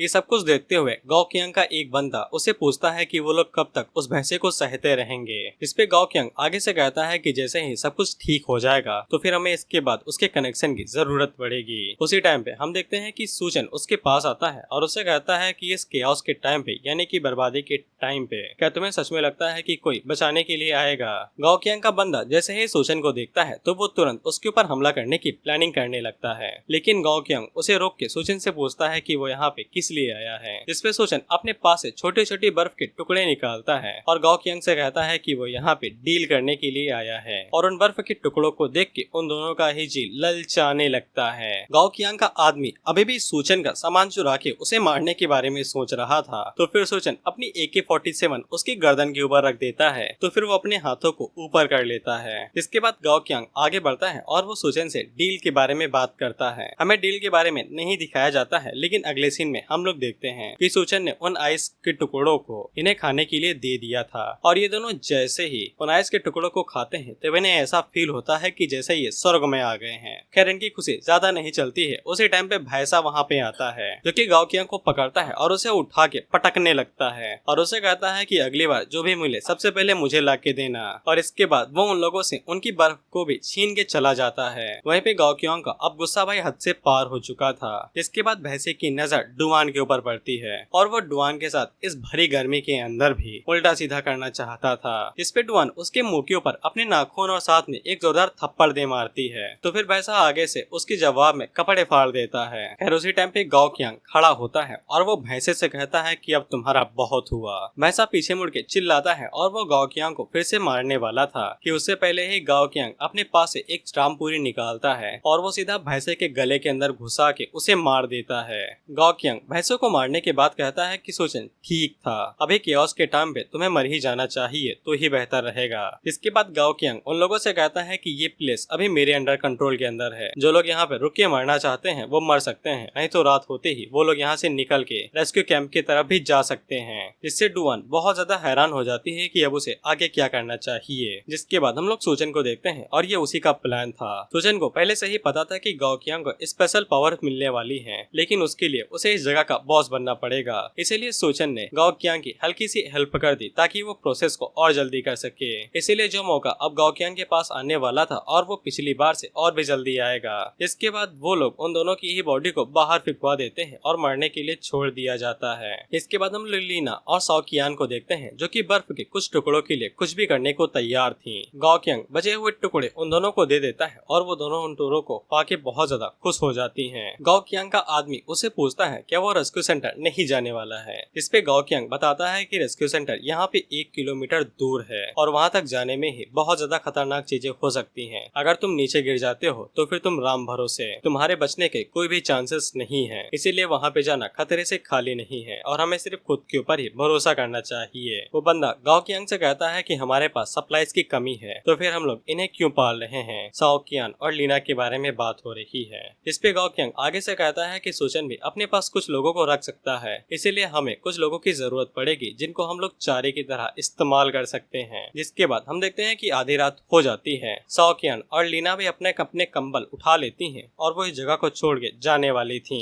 उसी टाइम पे गाओ कियान का बंदा आगे बढ़ता है और वो उनको जाने से पहले कहता है कि तुमने हमारी बर्फ खाई थी और तुमने कहा था कि इसके बदले में तुम कुछ भी करोगी, तो जाने से पहले हमें खुश करके जाओ। इसके बाद वो उसके कंबल को छेड़ के उसकी स्कर्ट को फाड़ देता है। इसके बाद हम लोग देखते हैं कि जितने भी लोग बच गए थे और वो कंबल ओढ़ के रेस्क्यू सेंटर की तरफ जा रहे थे। और बेशक बाहर जाना सिर्फ मौत के समान था, अगर तुम खड़े रहते हो तो ही बच पाओगे, क्योंकि सड़क इतनी ज्यादा गर्म थी कि तुम्हारे जूते चप्पल पिघल जाएंगे। इसीलिए कुछ सारे लोग जूतों की जगह पे स्टील प्लेटों का इस्तेमाल कर रहे थे ताकि वो जूतों से बच सकें और नीचे गिरने से बच जाएं। लेकिन इसके बावजूद कुछ लोग थे जो कि फिसल के नीचे गिर जाते हैं, और वो भले ही तुम्हारे फैमिली मेंबर्स हो, तुम्हारा बेटा हो, बहू हो, कुछ भी हो, लेकिन तुम उनकी मदद करने के लिए पीछे नहीं रुक सकते हो। अगर वो एक बार नीचे गिर गए तो वो मारे ही जाएंगे। इसीलिए तुम्हें सिर्फ खुद को बचाने के बारे में ही सोचना चाहिए, क्योंकि एपोक्लिप्स के अंदर सरवाइव करने का यही सबसे पहला नियम होता है। इसके बाद हम लोग हायो के बड़े भाई और भैंसे की बॉडी को देखते हैं और इनकी बॉडी म्यूटेट होने लगती है। इसके बाद ये लोग म्यूटेट हो जाते हैं और इनके अंदर जान वापस आ जाती है। वहीं पे हम लोग सूचन को देखते हैं जो कि अभी भी वहीं पे बैठा था, वो अपने रूम के अंदर नहीं था। और उसी टाइम पे हम लोग उसी बंदे को देखते हैं जो कि अभी भी दोनों के पीछे पड़ा हुआ था। इस पे वो दोनों उसे रुकने को कहती हैं और कहती हैं कि उन्हें कमरे में चलना चाहिए। इसके बाद वो लोग वहाँ पे मजे कर सकते हैं। वो बंदा उन दोनों से कहता है कि तुम्हें शर्म क्यों आ रही है, कौन यहाँ पे तुम्हें देखने के लिए आ रहा है। खैर वो लोग आगे कुछ कर पाते कि इससे पहले ही वहाँ पे उन दोनों की म्यूटेड बॉडी आ जाती है जो कि दरवाजे को तोड़ के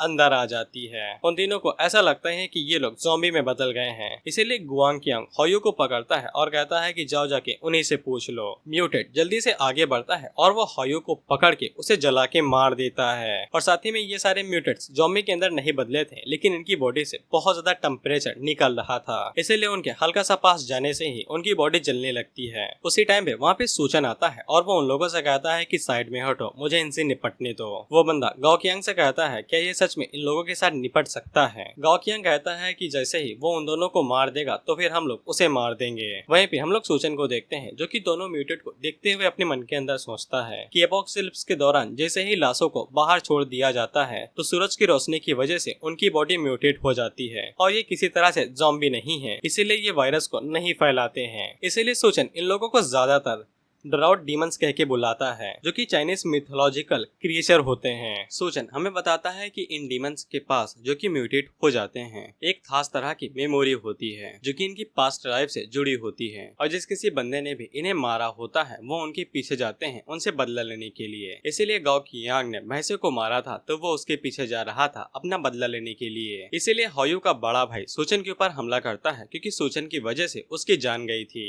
हालांकि सूचन को अच्छे से पता था कि अगर वो भैंसे को गाओ कियांग के पास जाने देगा तो गाओ कियांग की जो किस्मत थी वो उसको दोबारा मिल जाएगी। इसीलिए सूचन हायो के बड़े भाई को इग्नोर करते हुए भैंसे के ऊपर हमला करता है और अपनी शॉट के साथ उसके 2 टुकड़े कर देता है। तो उसकी बॉडी से एक क्रिस्टल बाहर निकलता है और इसी क्रिस्टल की वजह से शायद गाओ कियांग को उसकी एबिलिटी मिली होगी। इसीलिए सूचन उस क्रिस्टल को अपने पास रख लेता है। लेकिन उसी टाइम पे हायो का बड़ा भाई सूचन के ऊपर हमला करने वाला था, लेकिन सूचन जल्दी से जंप करके पीछे हटता है और उसके ऊपर लात मार के उस म्यूटेट को को उनकी तरफ भेज देता है और वहाँ से जाते हुए उन लोगों से कहता है कि तुम लोग इसके साथ मजे करो, मैं तो चला। गाओकियांग जल्दी से आगे बढ़ता है और वो हायो को उठा के उसके भाई की तरफ आगे कर देता है, जिससे हायो का बड़ा भाई उसके ऊपर हमला करता है और वो उसको मारने लगता है। मौके का फायदा उठाते हुए उन लोगों के पास जो भी सामान था वो उनको म्यूटेट की तरफ फेंकने लगते हैं, जिससे वो पानी की बोतलें उसके ऊपर जाके लगती हैं। और क्योंकि पानी ठंडा होता है और जैसा कि तुम लोग जानते हो कि किसी चीज की अगर परत या फिर जो भी चीज हो तकसीर वो गर्म होती है और अगर उस पर ठंडी चीज डाली जाए तो उसे नुकसान ही होता है, इसीलिए उस म्यूटेट को पानी से बहुत ज्यादा फर्क पड़ता है और वो वहीं पे मारा जाता है। फिर हम लोग सूचन को देखते हैं जो कि हम लोगों को बताता है कि ये क्रिस्टल बहुत ज्यादा रेयर होते हैं और ये म्यूटेंट और म्यूटेंट बीस्ट के स्केल के अंदर पाए जाते हैं और बेशक ये 100 में से एक होते हैं और अगर इनको डायरेक्टली इंजेक्ट किया जाए या फिर इन्हें निगल लिया जाए तो इसकी वजह से बॉडी इन्हें एब्जॉर्ब करती है और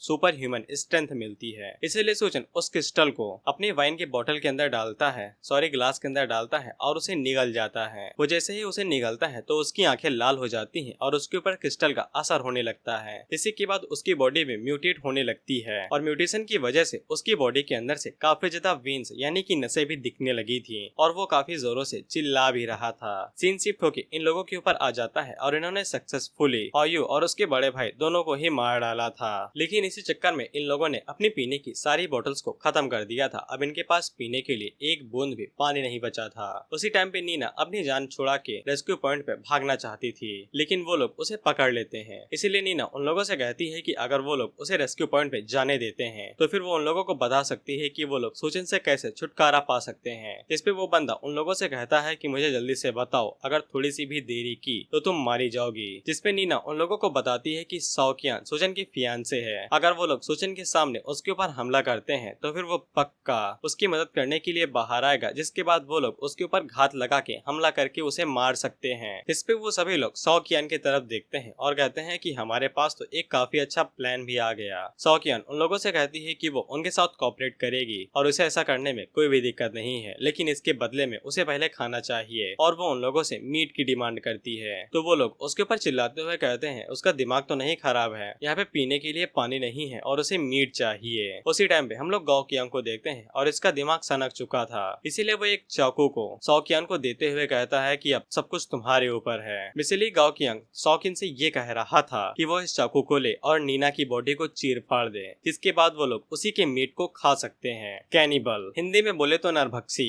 अब साओकियान को कौन सी दिक्कत थी, वो तो थी ही कमीनी। वो जल्दी से चाकू ले लेती है और नीना की तरफ आगे बढ़ने लगती है। नीना उसे कहती है कि मेरे पास मत आओ, हम दोनों बहनें हैं, तुम मुझे कैसे मार सकती हो। लेकिन साओकियान के ऊपर भूत सवार था, इसीलिए वो नीना से कहती है कि अभी थोड़ी देर पहले तुम मुझे चारी की तरह इस्तेमाल करना चाहती थी और तुम्हारी वजह से ये लोग मुझे अब चारी की तरह इस्तेमाल कर रहे हैं। जैसा अगर इसीलिए तुम मुझे ब्लेम नहीं कर सकती हो, अगर तुम्हें ब्लेम करना है तो तुम खुद करो। जिसके बाद वो चाकू लेती है और नीना के पेट के अंदर घुसा के उसे खत्म कर देती है। और वहीं पे ये दोनों साओकियान की हंसी को देख के हैरान हो गए थे कि ये इतना ज्यादा पागल कैसे हो सकती है। इसके बाद हम लोग देखते हैं कि साओकियान ने सक्सेसफुली नीना को खत्म कर दिया था। जिसके बाद वो पागलों की तरह हंसते हुए सूचन से कहती है कि अब मुझे तुम्हारा खून पीने का जी कर रहा है। इसके बाद गाओकियांग अपने आदमी से कहता है कि डुवान को ढूंढो, उसे ये मीट को पकाना पड़ेगा। अगर हमें सूचन के साथ निपटना है तो फिर हमें ताकत की जरूरत पड़ेगी। लेकिन वो बंदा हल्का सा झिझक रहा था क्योंकि वो इंसानी मांस नहीं खाना चाहता था। लेकिन गाओकियांग उसे कहता है कि अगर तुम मरना नहीं चाहते हो, क्योंकि हम लोग बिना पानी के एक दिन से ज्यादा जिंदा नहीं रह सकते हैं, इसीलिए वैसा करो जैसा मैं कह रहा हूँ। इसके बाद वो चिल्लाते हुए कहता है कि डुवान कहाँ है, उसे यहाँ पे लेके आओ। उसी टाइम पे हम लोग सूचन को देखते हैं और क्रिस्टल को एब्जॉर्ब करने की वजह से उसके पास सुपर ह्यूमन स्ट्रेंथ आ गई थी और वो काफी तेजी के साथ इधर उधर घूम पा रहा था। सूचन को महसूस होता है कि उसकी फिजिकल स्ट्रेंथ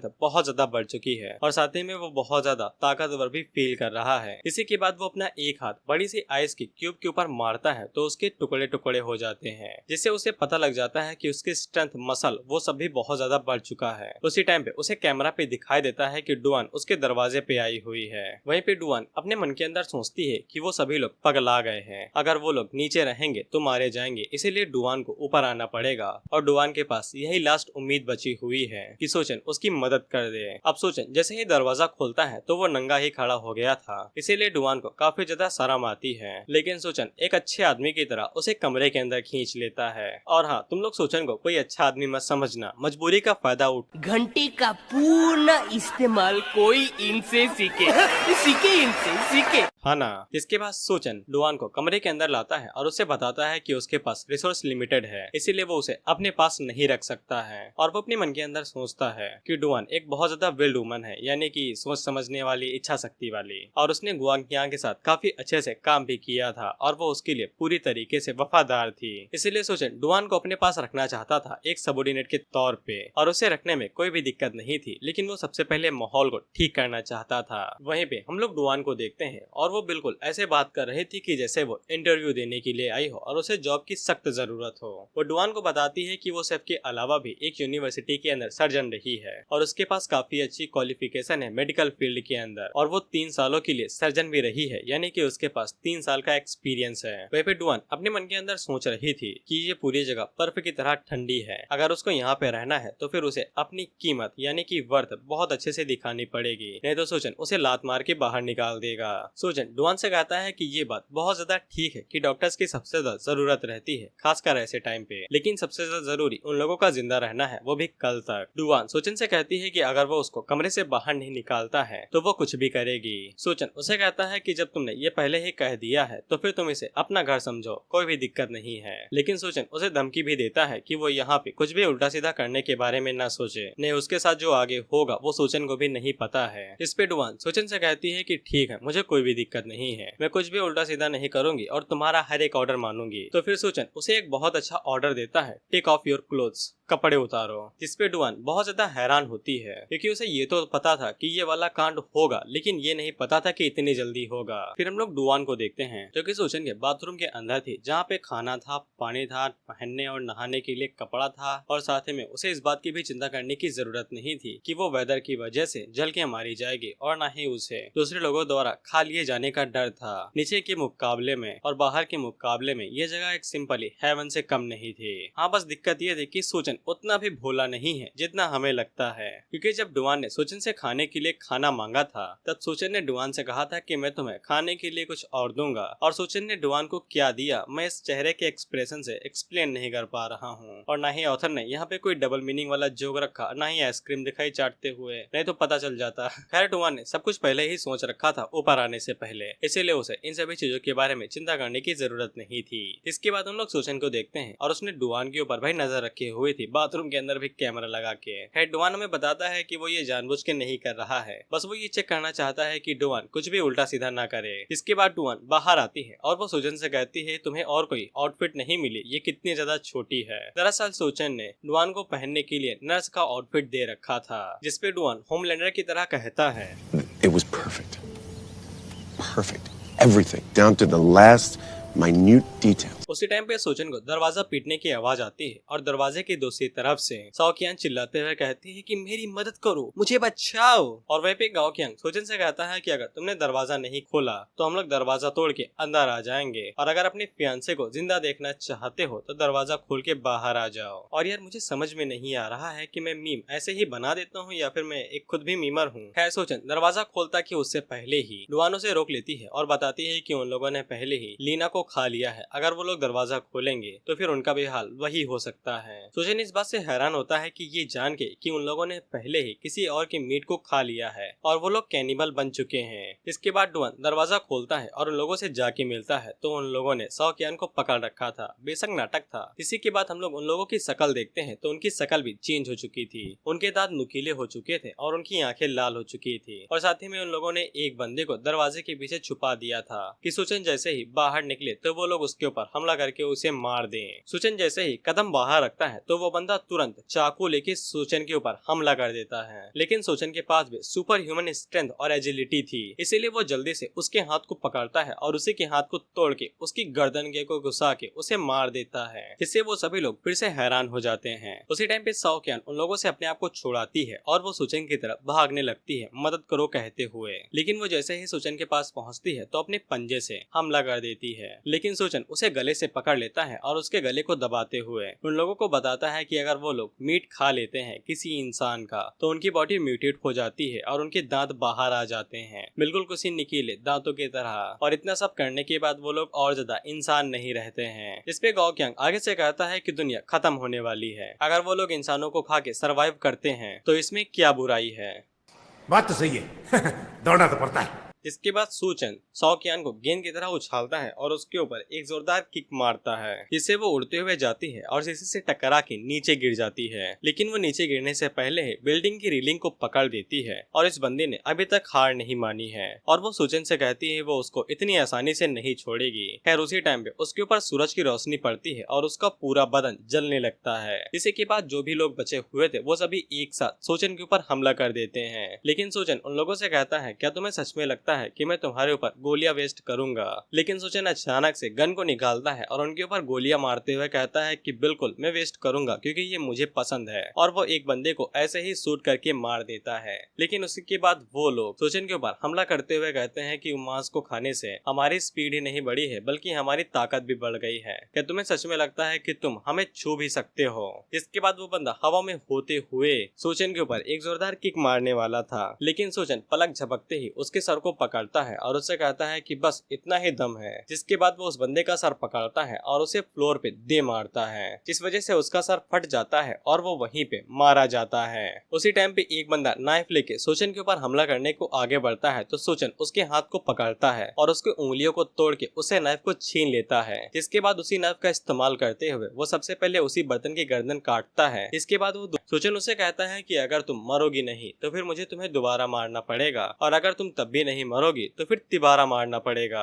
और वो सॉ कियान को देखते हुए अपने मन के अंदर सोचता है कि इसकी म्यूटेशन स्पीड पहले से काफी ज्यादा बढ़ चुकी है, इसको पक्का मुझसे कुछ ज्यादा ही लगाव है, तभी तो मेरे पीछे पागलों की तरह पड़ी हुई है। डुआन कहती है कि सूचन ने अकेले ही गाओ कियांग की गैंग को संभाल लिया, ये सच में बहुत ज्यादा इम्पेरेसिव है। लेकिन वो मॉन्स्टर बहुत ज्यादा खतरनाक वाइब दे रहा है, वो सच में खतरनाक हो सकता है। इसीलिए डुआन मन में सोचती है कि उसे सूचन की मदद करनी चाहिए। अगर उसे सूचन की साइड पे रहना है वो उसके ऊपर बर्डन नहीं बन सकती है। इसीलिए वो भागते हुए अंदर जाती है और अंदर से एक चाबुक ले आती है और वो सूचन से कहती है कि वो सॉ कियान के साथ फाइट करना चाहती है। जिस पे सूचन उससे कहता है कि फाइट करना चाहती हो तो मैं सिर्फ डर के मारे अंदर छुपे हुए रहना चाहिए, यही बेहतर होगा। अगर तुम इस तरह से मेरे सामने आओगे तो फिर तुम मुझे सिर्फ डिस्ट्रैक्ट करोगे। इससे डुआन को समझ में आ जाता है कि वो यहाँ पे सिर्फ बोझ ही है। उसी टाइम पे सॉ कियान एक जोर की चीख मारती है, जिसके बाद वो भागते हुए सूचन के ऊपर हमला कर देती है और वो अपने पंजे का इस्तेमाल करते हुए सूचन के ऊपर एक जोरदार हमला करती है। डुआन को सूचन की बहुत ज्यादा चिंता होने लगती है क्योंकि वो हमला बहुत ज्यादा खतरनाक था। लेकिन सूचन ने सबसे पहले ही अपने बजर्ग मोड को एक्टिवेट कर दिया था, जिस वजह से वो पंजे सूचन का बाल तक नहीं उखाड़ पाते हैं और उसके ऊपर एक खरोच तक नहीं आती है। सॉ कियान को जब यकीन हो जाता है कि उसके पंजे कुछ भी नहीं कर पाएंगे, इसीलिए वो तेजी नाल पीछे की तरफ जाती है और सूचन की गर्दन के ऊपर अपने नुकीले दांतों के साथ काटने की कोशिश करती है। लेकिन जब वो उसकी गर्दन के ऊपर काटने की कोशिश करती है तब स्टील की खट से आवाज आती है और उसके दांत सूचन की स्किन के अंदर धंस ही नहीं पाते हैं। सूचन उसे कहता है कि तुम इन दांतों के साथ मुझे काट तक नहीं सकती हो, क्या ये शो ऑफ के लिए ही है? अगर ऐसी बात है तो फिर अब मेरी बारी है, अब यहाँ से रिवेंज शुरू होने वाला है, तो दिल थाम के बैठिए। इसके बाद सूचन तेजी से पीछे की तरफ घूमता है और वो सॉ कियान के हाथों को पकड़ के पीछे की तरफ घूम जाता है और वो सॉ कियान की पीठ के ऊपर अपना पैर रख के उसके हाथों को खींचते हुए कहता है, my sweetheart girlfriend, are you ready? फिर सूचन सॉ कियान के हाथों को इतनी जोर से पीछे की तरफ खींचता है कि उसके हाथ उखड़ जाते हैं और वो उनके हाथों को उखाड़ के कहता है कि तुम्हें कैसा लग रहा है, मैं हूं ना केयरिंग बॉयफ्रेंड। वहीं पे हम लोग सॉ कियान को देखते हैं और बेशक वो म्यूटेट हो गई थी, लेकिन इसके बावजूद उसके पास अभी भी उसकी पुरानी कॉन्शियसनेस है, इसीलिए वो दर्द में बहुत जोरों से चीखने और चिल्लाने लगती है। सूचन सॉ कियान से कहता है कि मैंने सोचा था एक प्यारे और केयरिंग बॉयफ्रेंड की तरह मैं तुम्हें तड़पा तड़पा के मारूंगा और बहुत ज्यादा सफर करने दूंगा, लेकिन ऐसा लगता है कि अब तुम्हें जल्दी मारना पड़ेगा। लेकिन उसी टाइम पे सॉ कियान आगे बढ़ती है और वो एक बंदे की बॉडी पकड़ती है और अपने आधे शरीर को दांतों में बदल के अपना मुंह बना लेती है और उस पूरी बॉडी को एक ही बार में निकल जाती है। और वो जैसे ही उस बॉडी को निकलती है तो उसके पास फिर से पावर्स आ जाती हैं और वो अपने दोनों हाथों को रीजनरेट कर लेती है और साथ ही में उसकी पावर भी पहले से ज्यादा बढ़ जाती है। सूचन इसको देख के बहुत ज्यादा हैरान होता है और कहता है कि तुम तो रीजनरेट कर सकती हो। हालांकि डुआन डुआन इस चीज को देख के बहुत ज्यादा हैरान होती है क्योंकि उसने कभी एपोक्लिप्स के बारे में सोचा ही नहीं था और हाथों को रीजनरेट करना ये तो दूर की बात थी। लेकिन हम लोग सोचन को देखते हैं और उसे इस बात से बहुत ज्यादा खुशी होती है और वो आगे से थोड़ा सा साइको तरीके से हंसते हुए कहता है कि अगर तुम अपने हाथ पैरों को रीजनरेट कर लेती हो तो फिर तुम्हें जल्दी मारना बेकार होगा। अब मैं जितने बार चाहूँ उतने बार तुम्हारे हाथ पैरों को फाड़ सकता हूँ, चीर सकता हूँ, उखाड़ सकता हूँ और मुझे ऐसा करने में बहुत ज्यादा मजा आएगा। इसके बाद सोचन पलक झपकते ही साओ कियान के पास पहुँच जाता है और उसके हाथ को पकड़ के उसे उखाड़ते हुए कहता है कि चलो देखते हैं तुम कितनी जल्दी जल्दी अपने हाथ पैरों को रीजनरेट कर सकती हो। इसके बाद वो सबसे पहले राइट हैंड को उखाड़ता है, फिर उसके बाद लेफ्ट, इसके बाद राइट लेग, जिसके बाद लेफ्ट लेग और आखिर में वो उसकी पूंछ को भी उखाड़ देता है। और मुझे बताने की तो जरूरत है नहीं कि जितने बार हाथ उखाड़ा और जोड़ा जाएगा उतने बार उसे दर्द होगा। इसके बाद सूचन साओ कियान के ऊपर पैर रख लेता है जब वो एक मछली की तरह नीचे पड़ी हुई थी। इसके बाद धीरे धीरे करके उसके हाथ पैर फिर से रीजनरेट करने लगते हैं। सूचन उसे कहता है कि ये पहला राउंड हुआ, अब सेकंड राउंड यहाँ से शुरू होने वाला है। इसके बाद वो दोबारा उसके हाथ पैरों को उखाड़ देता है और उन्हें अलग कर देता है। इसके बाद थर्ड राउंड शुरू होता है, फिर फोर्थ, फिर फिफ्थ, 8th, 9th, 12th, 16, 18, 20, 21 और बस 21 बार हाथ पैरों को बेरहमी से उखाड़ने के बाद सूचन को साओ कियान के ऊपर दया आ जाती है क्योंकि वो कोई डेविल नहीं था और ऊपर से साओ कियान आगे से रोने लगी थी और वो रोते हुए सूचन से पूछती है कि इसकी क्या वजह है कि वो उससे इतना ज्यादा नफरत करता है और उसे इतनी बेदर्दी के साथ तड़पा तड़पा के मार रहा है। सूचन उसे कहता है कि वजह और रीजन मैं ऐसा क्यों कर रहा हूँ, of course it is for revenge. इसके बाद सूचन अपने पैर को उठाता है और साओ कियान के सर को कुचल के उसे बेरहमी के साथ मार देता है। उसी टाइम पे हम लोग डुआन को देखते हैं और उसने जो ये कारनामा देखा था उसको देख के उसकी आंखें बड़ी हो गई थी, तुम लोग चेहरे पे देख सकते हो। इसीलिए वो सूचन से पूछती है क्या वो सच में ठीक है। इस पे सूचन उसकी तरफ देखता है और पलक झपकते ही उसके पास आ जाता है और उसे पकड़ के उससे कहता है कि मैंने तो हीरो वाला काम किया है इसीलिए तुमको मुझे रिवॉर्ड देना चाहिए। इस पे डुआन उससे कहती है कि तुम्हें इस टाइम पे कौन सा रिवॉर्ड चाहिए और मेरे पास तो देने के लिए कुछ भी नहीं है। और हाँ, ये रिवेंज मेरे बेस्ट रिवेंज में से एक था जिसको मैंने अपनी आंखों से देख के एंजॉय किया है। इसके बाद हम लोग रेफ्यूजी कैंप को देखते हैं जहाँ पे हम लोग साओ फेंग और उसके कैप्टन को देखते हैं और इन लोगों को पता चला था कि कई सारे लोग रेफ्यूजी कैंप की तरफ आ रहे थे। उसी टाइम पे साओ फेंग को दिखाई देता है कि कई सारे लोग आ रहे हैं लेकिन कैप्टन उसे बताती है कि वो लोग नहीं है, ज़ॉम्बीज हैं। इसके बाद कैप्टन साओ फेंग को ऑर्डर देती है कि जितने भी सिविलियन हैं उन सभी को लो और यहाँ से भाग चलो और वो तब तक ज़ॉम्बीज को रोकने की कोशिश करती हैं। इसके बाद साओ फेंग अंदर चला जाता है और सभी लोगों को आगाह करता है और तब तक कैप्टन ज़ॉम्बीज को रोकने की कोशिश करती है। उसी टाइम पे हम लोग सूचन को देखते हैं जो कि डुआन के साथ कुछ ज्यादा ही बिजी था और वो डुआन से कहता है कि आज मैं तुम्हें एक्सपीरियंस कराऊंगा बजर्गे की पावर कैसी होती है। हालांकि डुआन बजर्गे की पावर को एक्सपीरियंस नहीं करना चाहती थी क्योंकि उसने कई बार पावर को एक्सपीरियंस कर चुका था। हालांकि सूचन उसकी बात बिल्कुल भी नहीं सुनता है और उसे कहता है कि मैं बाहर जाने वाला हूँ किसी काम से, इसीलिए मैं तुम्हें यहाँ पे ऐसे तो छोड़ के नहीं जाऊंगा, मैं तुम्हें कुछ ऐसी मेमोरी दे के जाऊंगा जिनको तुम चाह के भी भूल नहीं पाओगे। इस पे डुआन सूचन से कहती है कि मैं तुम्हारे साथ नहीं आ सकती हूँ और मैं उम्मीद करता हूँ कि तुम्हें हालातों को देख के समझ में आ गया होगा कि डुआन कितना ज्यादा कमीना है और तुम्हें मेरी काली जबान की जरूरत नहीं पड़ेगी कि मैं अपनी काली जबान से तुम्हें चीजें एक्सप्लेन करूँ। इसके बाद सूचन हमें बताता है कि वो ऐसे लोगों को प्रेफर करता है जिनके अंदर दो टाइप की चीजें होनी चाहिए और उनके अंदर ये कंडीशन होनी ही चाहिए। सबसे पहला कि वो वैल्यूएबल हो जो कि सूचन को कोई चीज प्रदान कर सके और दूसरा कि उन्हें किसी भी कीमत पे सूचन के ऑर्डर मानने ही है, अगर वो बोल दे बैठ जाओ तो बैठ जाओ, हिलना नहीं है। और सूचन ने डुआन को ये चीजें काफी अच्छे से समझा दी थी, हाँ काफी अच्छे से। इसके बाद डुआन सबसे पहले एक एसयूवी अपनी स्पेस से बाहर निकालता है और हमें बताता है कि उसने डुआन को बहुत अच्छे से चीजें समझा दी हैं और अब डुआन ने पूरी तरीके से सूचन के सामने अपने घुटने टेक दिए हैं। इसके बाद सूचन हमें बताता है कि जितने भी लोग रेस्क्यू पॉइंट की तरफ जा रहे थे लेकिन बदकिस्मती के साथ वो लोग मारे गए, लेकिन उनके अंदर एक चाहत थी कि उन्हें किसी भी कीमत पे रेस्क्यू पॉइंट पे पहुंचना है। तो वो लोग जब म्यूटेट हो गए तब उनकी इच्छा ने उन्हें उस पॉइंट तक पहुंचा दिया क्योंकि वो सभी ज़ॉम्बीज बन चुके थे तो फिर उन्हें हमला करना पड़ेगा ही। और ये हरामी इतने ज्यादा हैं कि कभी म्यूटेट लिख देते हैं तो कभी ज़ॉम्बी, और उनकी चाहत की वजह से वहाँ पे कई सारे सोल्जर्स मारे गए और साथ ही में सिविलियन भी। और इसी घटना की वजह से बहुत ज्यादा तादाद में मिलिट्री वेपन्स इधर उधर फैल गए और इसी में कुछ वेपन्स कुछ नमूनों के हाथों में लग गए जो कि बौखला के गन को देख के और वो इधर उधर लोगों के ऊपर उनको लेके हमला करने लगे। उसी टाइम में जब डुआन एक तरफ जा रहा था तब उसका सामना कुछ लोगों से होते हैं जिनके हाथों में गन, कुल्हाड़ी और तलवार थी और वो लोग डुआन से कहते हैं कि कार यहीं पे छोड़ के चले जाओ, नहीं तो गर्दन उड़ा दी जाएगी। इस पे डुआन उन लोगों से कहता है कि साला तो अपन को धमकी देगा, अपन ने सल्लू भाई से ड्राइविंग की प्रैक्टिस ली है, सल्लू भाई इंस्टीट्यूट। इसके बाद वो गाड़ी के एस्केलेटर के ऊपर पैर रखता है और फुल स्पीड में तीनों को कुचलते हुए उन्हें मार के पार निकल जाता है।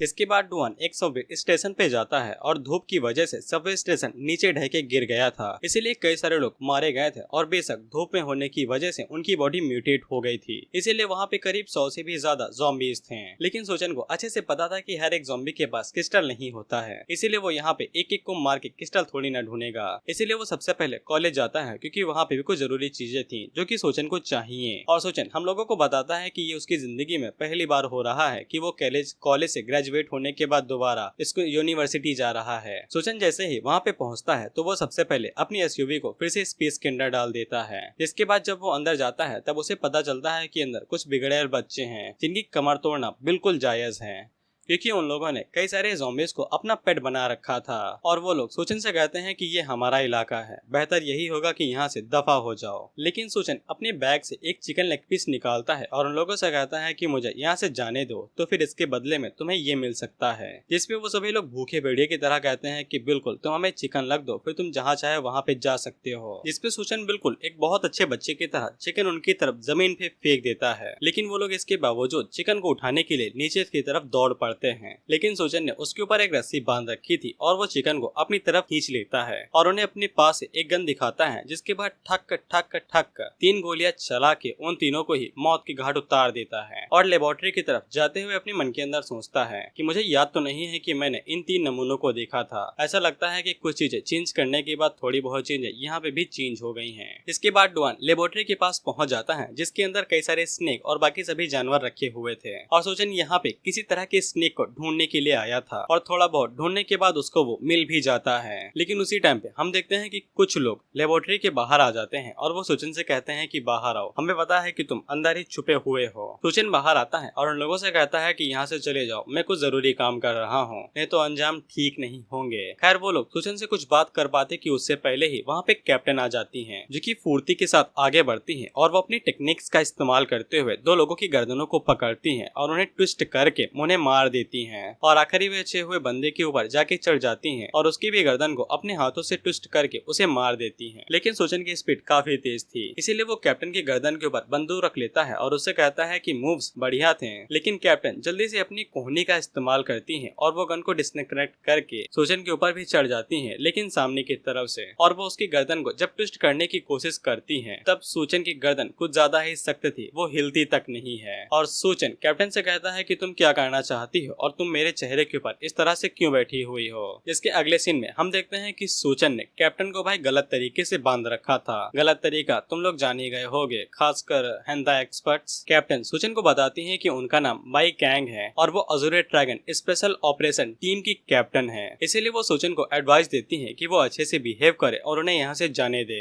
जिसपे सोचन उसे कहता है कि तुम्हें सॉफेंग के बारे में पता होगा और वो भी स्पेशल ऑपरेशन से आता है। जिसपे बाई कैंग सॉफेंग के बारे में जानती थी क्योंकि वो उन्हीं का जूनियर था। जिसपे सोचन उन्हें बताता है कि मैंने उसकी एक बार जान बचाई थी, इसीलिए मुझे नहीं लगता है कि हमारे दोनों के बीच में कोई लड़ाई होना जरूरी है। जिसके अगले सीन में हम देखते हैं कि सोचन वहाँ पे तवा निकालता है और मीट को पकाना शुरू कर देता है। और मुझे नहीं पता है कि ये मीट सांप का है या फिर चिकन का, क्योंकि मुझे यकीन है कि ये कमीना सांप का मीट खाने के लिए इतनी दूर तक आ सकता है। इसके बाद सोचन मीट खाते हुए बाई कैंग से बात करता है और कहता है कि कुछ लोगों ने इस स्कूल के ऊपर कब्जा कर लिया और स्टूडेंट को हॉस्टेज की तरह इस्तेमाल करके तुम्हारे वेपन्स को चुरा लिया। इस पे बाई कैंग बताती है कि बात सही है और जब ज़ॉम्बीज का अटैक रेस्क्यू पॉइंट के ऊपर हुआ था तब सबसे पहले सॉफिंग लोगों को लेके वहाँ से ले जा रहा था, लेकिन उन्हें सोचा भी नहीं था कि नॉर्मल लोगों के बीच में कुछ अपराधी घुस जाएंगे और वो उनके वेपन्स को चुरा लेंगे। सोचन उसे कहता है कि इसमें तुम्हारी गलती थोड़ी ना है। इस पे बाई कैंग कहती है कि जब तक उनके हाथों में वेपन्स रहता है तब तक उन्हें उन लोगों से डरने की कोई भी चिंता नहीं करनी है। इसके बाद बाई कैंग सोचन से कहती है कि तुम मुझे कब खोलने वाले हो, मुझे जल्दी जाना है। सोचन उसे कहता है कि मैं तुम्हें खोल तो दूंगा, लेकिन तुमको उसी तरीके से मेरे सर के ऊपर चढ़ना पड़ेगा जैसे तुमने पहले चढ़ा था। ये तो भाई ठरकी होता जा रहा है, मेन कैरेक्टर का खिताब इसके ऊपर से हटा दो। बाइकैंग उसे कहती है कि मैं कर लूंगी, लेकिन इसके बदले में थोड़ा सा स्टीक मीट लगेगा जो तुम खा रहे हो। जिस पे सोचन उसे कहता है कि फिर तो मैं तुम्हें नहीं खोलूंगा। इसके अगले सीन में हम देखते हैं कि सोचन ने बाइकैंग को खोल दिया था और उसे अपनी तरफ से एक मशीन गन भी देता है ताकि वो इसकी मदद से थोड़ी बहुत सिचुएशन को कंट्रोल कर सके। और सोचन बाइकैंग की इतनी ही मदद कर सकता था। इतना सब करने के बाद सोचन वहाँ से जा रहा था, लेकिन बाइकैंग सोचन को बताती है कि वो लोग उस जगह के ऊपर अटैक करने वाले हैं जहाँ पे स्ट्रॉन्ग होल्ड रहते हैं, यानी कि ताकत वाला इलाका। इसीलिए शायद वो लोग उस जगह के ऊपर कब्जा कर सकते हैं और उनके पास काफी सारा सामान हो सकता है जो उन्होंने लूटा होगा। सोचन जैसे ही सप्लाई का नाम सुनता है तो फिर उसके अंदर भाई सप्लाई का लालच आ जाता है। इसके बाद वो अपने 1 फीट के बैग से 9 फीट की SUV AWM निकालते हुए कहता है कि सॉफेंग मेरा भाई है, मुझे उसकी मदद करनी पड़ेगी। जिसके बाद हम उन लोगों को देखते हैं जिन्होंने कॉलेज के ऊपर कब्जा कर रखा था और इन लोगों ने पहले ही कई सारे लोगों को मौत के घाट उतार दिया है। हम देखते हैं कि वो लोग पूरे स्कूल के ऊपर कब्जा करना चाहते थे और साथ ही में स्टूडेंट्स को अपने नीचे रखना चाहते थे और उनका इस्तेमाल करना चाहते थे, लेकिन कई सारे स्टूडेंट इसके खिलाफ जा रहे थे। तो उन लोगों का बॉस कहता है कि जो लोग भी कोऑपरेट नहीं करेंगे तो फिर उन्हें मरने दो, हम कुछ भी नहीं कर सकते हैं। खैर वो लोग बात कर ही रहे थे कि उसी टाइम पे उनका दरवाजा टूट के नीचे गिर जाता है और वहां से सूजन बाहर निकलता है और वो उन लोगों से कहता है कि तुम्हारी मीटिंग को परेशान करने के लिए माफ करना, लेकिन मैं कुछ काम करने के लिए आया हूँ। वो सभी लोग हैरान होकर सूजन से पूछते हैं कि तुम अंदर कैसे आए, बाहर की तरफ 20 लोग खड़े थे, क्या तुमने उन्हें अकेले हरा दिया? सूजन उन लोगों से कहता है कि मैं अंदर कैसे आया, बिल्कुल ऐसे। इसके बाद वो एक बंदे की तरफ अपनी उंगली को पॉइंट करता है और अगले ही पल उस बंदे की गर्दन उड़ा दी जाती है, बूम। जिससे उन सभी लोगों की फटकी 4 हो जाती है और वो आगे से चिल्लाते हुए कहते हैं कि इसने उस बंदे को कैसे मार दिया, उसने सिर्फ अपनी एक उंगली को उसकी सर की तरफ पॉइंट किया और उसका सर फट गया।